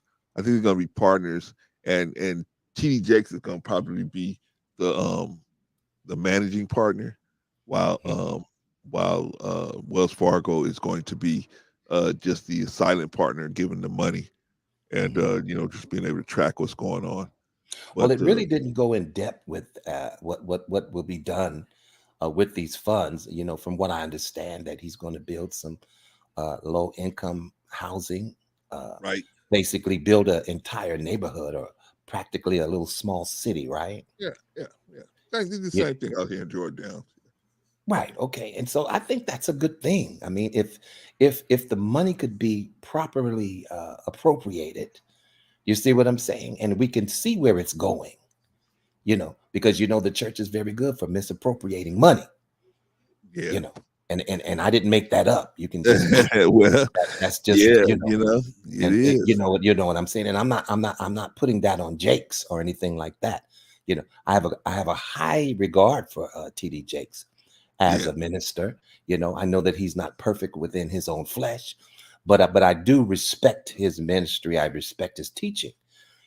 So I'm just trying to figure out, is this a good thing for him to do, or is he getting himself tied up into something that's going to cause him grave issues later on down the line? I think it's going to be issues down the line, but it could be a good thing. The problem I think that most people have is you saying this is a mixed use. So is it really undercover gentrification? Right? I didn't think of that. Is it really just an undercover gentrification? You just trying to gentrify the area for cheap? Okay, but in order for you to do that, you would have to fill the space with Caucasians, right? Or maybe I'm getting it wrong. No, you're right, but you have to not fill it with them, but put enough of them in there. And that's what he said on an interview. He said there's going to be some people that's going to be rich. He said it's mixed use. So that means it's going to be people that have a higher income, people have middle income, and people have, people might be people on rental assistance. So he said it's going to be a mix of people. Well, but there's some acreage that was mentioned too. I don't know if you went further in the article, or maybe I read it in a different article, but it seemed like I read somewhere where there was some acreage mentioned. How much of the acreage it would be that this project would be, built upon. I would have to find that article again that I read, but hey, I mean, I guess I'm all for it, but I don't know, man. I'm just saying oh gosh, what can I say? This bank has a history, right, of ill dealings. Yeah. Right now, we can't. Now, needless to say, that listen, this is not the only bank that has ill dealings, right? Almost all of them. Yeah. So I mean, so what say you, Brother Clarence? I mean, where do you see this going? Do you think it's a wise decision to accept the money and make good of it, or what do you think? I think it's okay. I mean, it's a great opportunity. I would think. The problem is going to be Oh, later there on. it is, 100 acres at Fort McPherson outside of Atlanta. So Okay, now yeah. this is going to be done in Atlanta. You Right. see that? So on 100 acres, Right. and I really can't, in my mind, I can't fathom how large that is or how that looks. Oh man, But pretty large space, right? not a lot of space. So that's kind of like a small city, would you say? Or I would say that, yeah. So but the bad thing is the bad thing is going to be is that unless TD Jakes shapes it right, he's going to be on the hook for that money. So he's got that's to what I structure was thinking. right. That's what I'm thinking. Like, is this a loan? And I mean, wow. Yeah. Well, here's the main question: will this become a debt? $1 billion debt?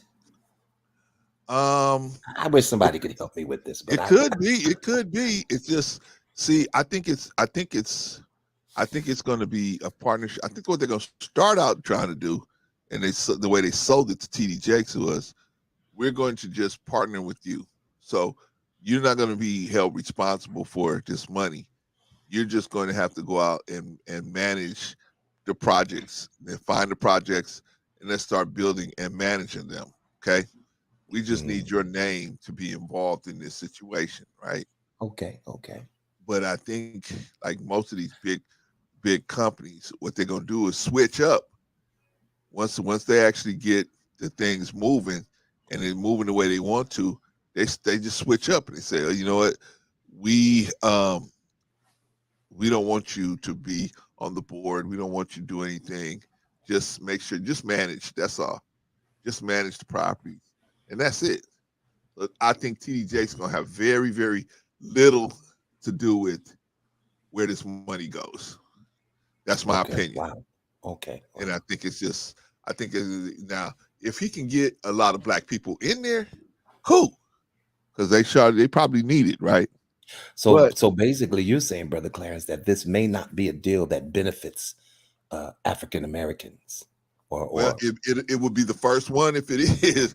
It'll be the first one they gave us if it is, because typically we don't get advantageous deals, right? Wow. We usually get the bad end of the stick. So I'm looking at Wells Fargo saying, okay, are they going to be the first ones after their history? Are they gonna be the first ones? Well, I mean, I would love to see how this plays out, because I'm pretty sure that that is going to be pretty lucrative, because I'm pretty sure they're going to make businesses in the area along with, you know, uh, income properties and low income Yeah, properties or whatever. You know what I'm saying? yeah, And I'm pretty sure that there's some money to be made. It may pay off in the long run. yeah. But I'm just curious as to how are his businesses going to be tied into it, and if certain things aren't met, will his outside businesses be affected? You know what I'm saying? Yeah. And is this a loan, or is Well, it no, just it's a partnership? You're I saying it's don't not think a it's. loan; I it's don't a think it's a loan. partnership. I think it's a partnership. I think where Okay, it has okay. two partners. There's going to be the silent partner, and there's going to be the active partner. And the active partner is going to be, or the face of the organization is going to be TD Jakes, right? Mhm. Now the question is, when are they going to introduce the switcheroo on them? Because that's And what's guess, going to come. and you The know switch. what, Brother Clarence, I heard that that this project, this 100 acres, is basically right next to Tyler Perry Studios, Yeah, I was reading that yesterday too. Yeah.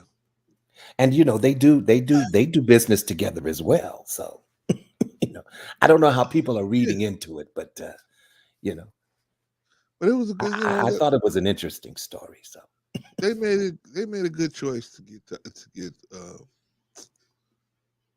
they made a good choice to find a black person that had the clout and the name and mhm. a good squeaky clean image to work with, and so he's gonna get that.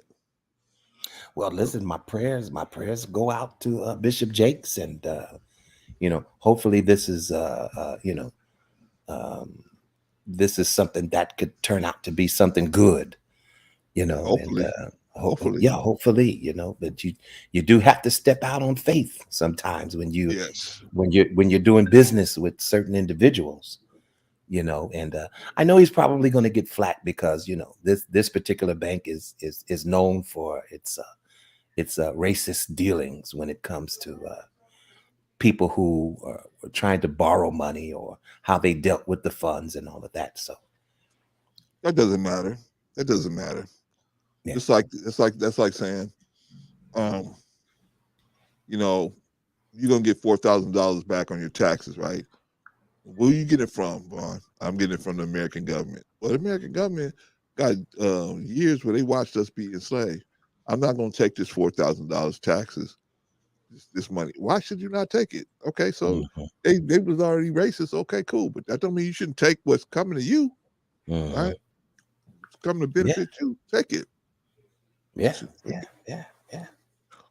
Anyway, what do you say, Fagoda? Because we got to start wrapping this thing up. What do you think, Fagoda?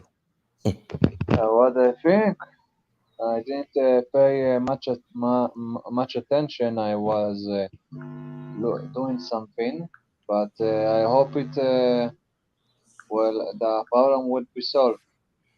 But in any case, I wish you a good evening. And Clarence, about what you said about the documentary, I think it will be more appropriate that the Greeks will have the upper opinion, and not the Egyptians. But Why would the Greeks have more to say about Cleopatra than the Egyptians? Cleopatra is from a Macedonian lineage is from the Ptolemy or Ptolemy lineage, and that lineage is a Greek one. Oh, She's okay. I she wasn't was here. she was from she, well, we will not get into this, but in general, it will be interesting to see what you have to say about the trailer, that because of that specific trailer, literally Egyptian lawyer is suing Netflix in Egypt. Oh, okay. Yeah, he actually wants to ban Netflix in all of Egypt. Oh, okay. I have Yeah, no idea. I have to watch it and see. I have to yeah. watch it. Watch the trailer. You know what? When you do a reaction to it or something, call me. I will be happy to be there and to say what I have to say. All right, man. All right. Is that your last words, man? Is that your closing remarks? No, my close room is have a wonderful day or evening in my case. See ya. All right, man. Be careful out there. That is Brother Vagoda out there in Vagoda. Tel Aviv, Israel. He said, man, how we get down, you got to meet the parents. That's that. Ain't no meeting no parents. You meeting the parents. That's that, right? Wow. Yeah. But anyway, all right. So, okay, TD Jakes is getting the money, Vaughn. Maybe you want to. Maybe Vaughn. Maybe we need to go. We need to go and hang out at the Potter's Church, man. Maybe Yeah, at the Potter's house. That's what I'm saying. The Potter wants to put you back together again. Yeah, man. You see what I'm saying? That's all the Potter wants to do. We need to hang out over here, man. Listen. God is the Potter. I'm the clay. Make me and mold me. That's what I say. But yeah, man. Listen, I'm glad that you covered this story because thanks for giving it ran across the web and everything, and people have a lot of different things to say about it. I think more is going to probably come out about this story, because it's fresh, it's new, people are always going to have something to say about the bishop. See, because they get the money and they blah blah blah blah blah, but I think it's a great thing, I do too. that he has this opportunity. My thing is just don't misappropriate the money. Do what you say you're going to do. Just be a man of your word. But if you're going to do it and like you say, put a lot of people out of business and see what I'm saying, move in a lot of white folks. I don't know now. I don't know about that. I'm just saying if it's meant to help those, who are need to be served better, then I think it's a good thing. Yeah. Well, we're gonna see. The only thing that can let us know is time. And I would love to hear the opposition to this story because, I want to hear that as well. I think the only opposition is going to be that they're going to they're going to say that this is gentrification, like CJX is supporting the gentrification, and I think that's the only pushback so far. As the time goes on, more things will come out, so we'll see we'll see what's happening. And I'm curious, why did they pick Atlanta? Is that an area that is in dire straits that needs a project like this? Some places that Atlanta is giving a lot of businesses tax breaks, so maybe that's why some of the movie industry moved out there. A lot of these other pipelines moved over there. Okay. So we'll see. I'm thinking, it's like Donald Trump, right? Donald Trump said, "I will build this building, but y'all got to give me the tax breaks." Okay. So he said, "All right." They said, New York said, "Okay, we'll give you the tax breaks." Built the building, so he built the building. Basically, saved himself millions of dollars in taxes, right? Okay. Yeah. Pretty. So maybe they did the same thing over here. So well, wow, Brother Clarence, listen, another great show today. Very well-rounded. I mean, we discussed a plethora of topics. Yeah, man. You know what I'm saying? And I think that's good because, when you just harp on one topic and it's, the same topic for hours and hours, it becomes a little boring at times. Yeah. But this was very well-rounded. You know what I'm saying? We talked about this, that, and then we talked about something else, and then we went to something else, and so that made for interesting listening. So thank you for having me up here, man. Always, man. Always, yes, always, sir. always. Yes, sir.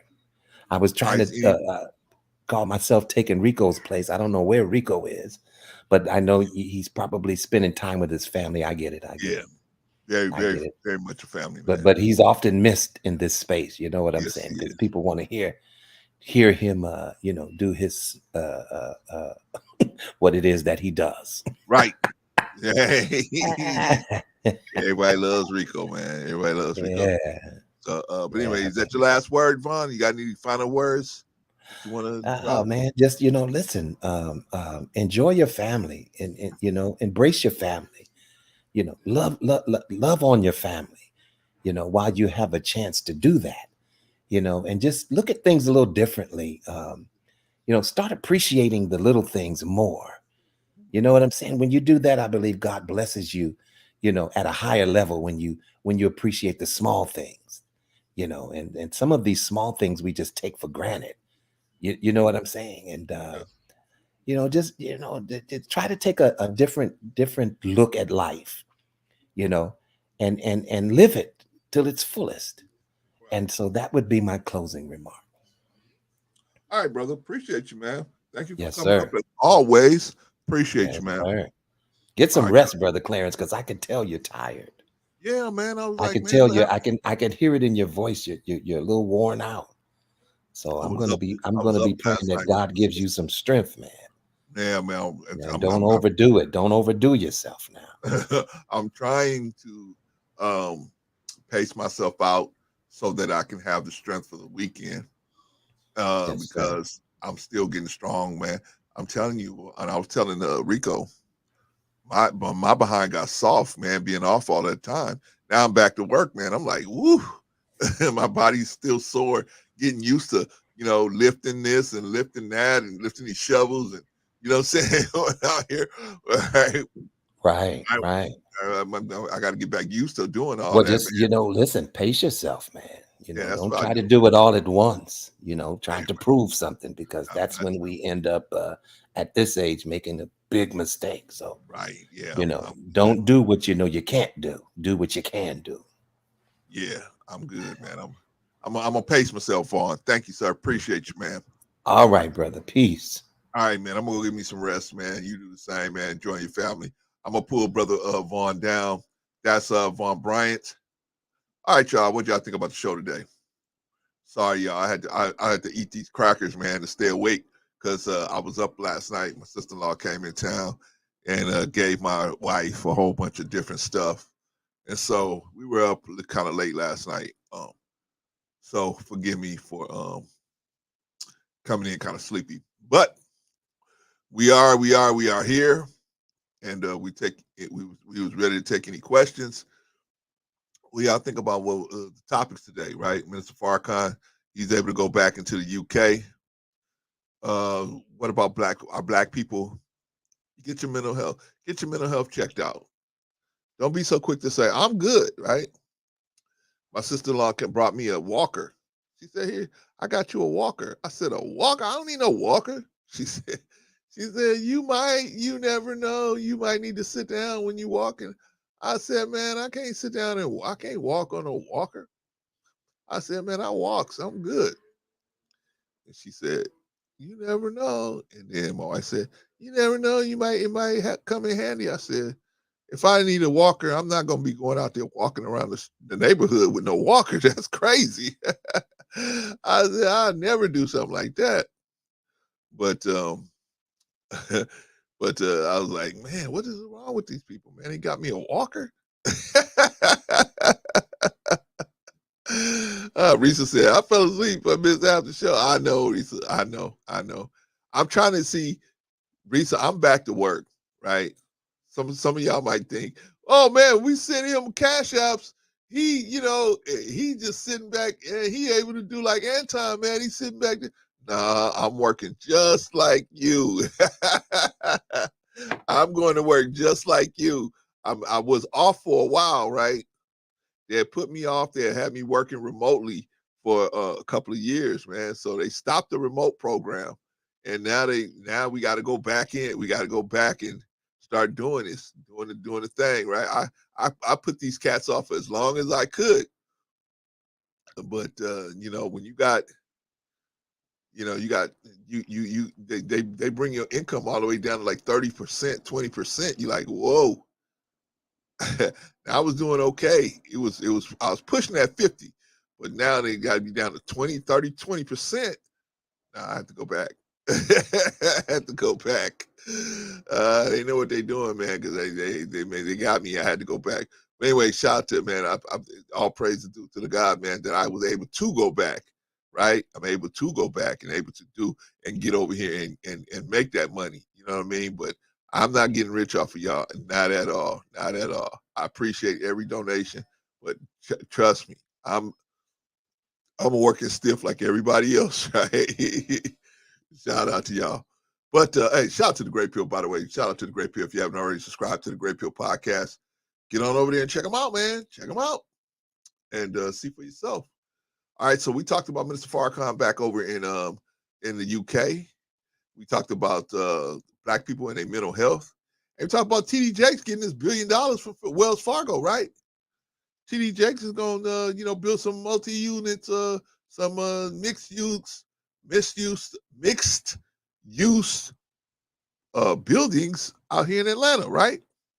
Out there in Atlanta, rather, I should say, right? So it's gonna be used for everybody. Basically, they're gonna build a shopping center. I'm sure they're gonna build a lot of different stuff over there, right? And TD Jakes, put it like this: you ain't gotta give him $5 for coffee no more. I think he's pretty well at $100 at $100 million for the next 10 years. I think he's gonna be okay. I'm sure some of that is going to go to consulting, to TD Jakes' consulting firm, which is going to get just that money scoop it right off the top, right? Like the mob in Vegas, right? Scoop skimming right off the top, right? But shout out to TD Jakes, man.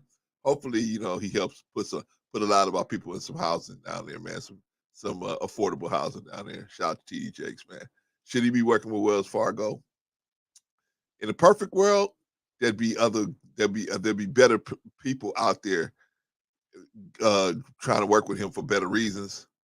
But hey, if it's if they can both serve their own interests and at the same time make things happen, hey, if Wells Fargo can rebrand themselves as the company that invests in the black community, and TD Jakes can brand himself as the one that can get $1 billion deals done,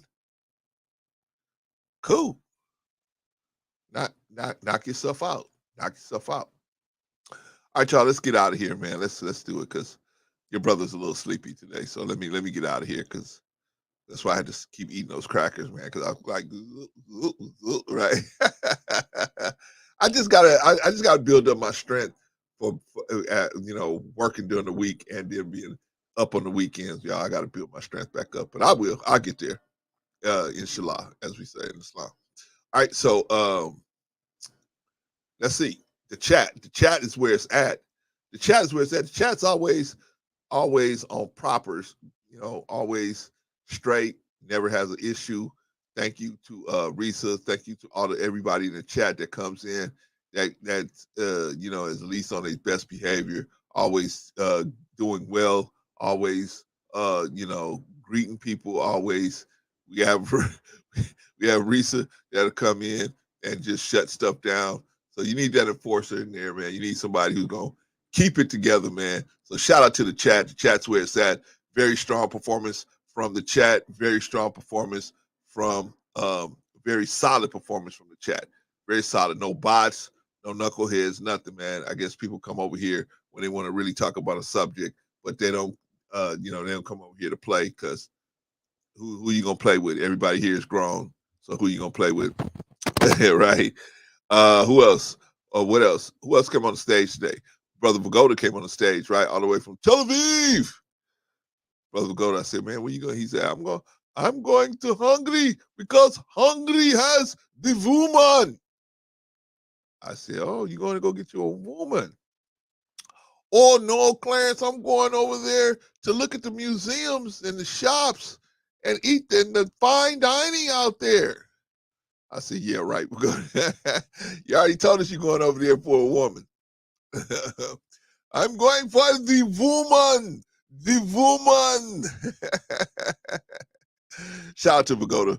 How did Pagoda do today, man? Very strong performance from Pagoda, man. Always getting very solid, man. You know what I'm saying? He's a cat that's really learned that you know, man, we gotta have respect for each other. We gotta have a code of ethics among each other up here, right? So we can't just be blasting off each other and just having going on. And then we can't have somebody up here talking for 20 minutes uninterrupted. Can't have that either, right? So we just got to respect each other, man. But shout out to Pagoda. Very strong performance for Pagoda. Very strong, very solid performance as always. What about Von Bryant? Von Bryant came up here. What about Von Bryant? Von Bryant came up here. Very solid performance. Very strong as always, as usual. You know, very solid. Right? Came in, helped me out. I guess he saw I was kind of sluggish. He said, "Let me get up here and help Clarence because Clarence kind of sluggish today, kind of dragging us behind today." I was, man. I was a little, but it helped me to have these shorter, have a shorter stream. But I hope we still giving you guys quality that you're looking for in the streams to talk about stuff. And if you have somebody that wants to debate me or Vaughn or Rico or whoever, let me know in the back chat and we'll put that together, or we try to put it together, because some people have come to me and said, "Hey, well, I want to debate you. I want to debate Patrice. I want to debate Rico. I want to," and it just never got to put together, right? Never got to put together. But you guys tell me, man, if you guys want us to do, you guys want us to debate somebody, let us know. All right, y'all. I think that's it. I think that's everybody that came on stage. I think that's we did a good show today. Everybody did a great job. Okay, look out for next week, y'all. Probably maybe do something on Thursday real quick, and then we be back here on Saturday and Sunday.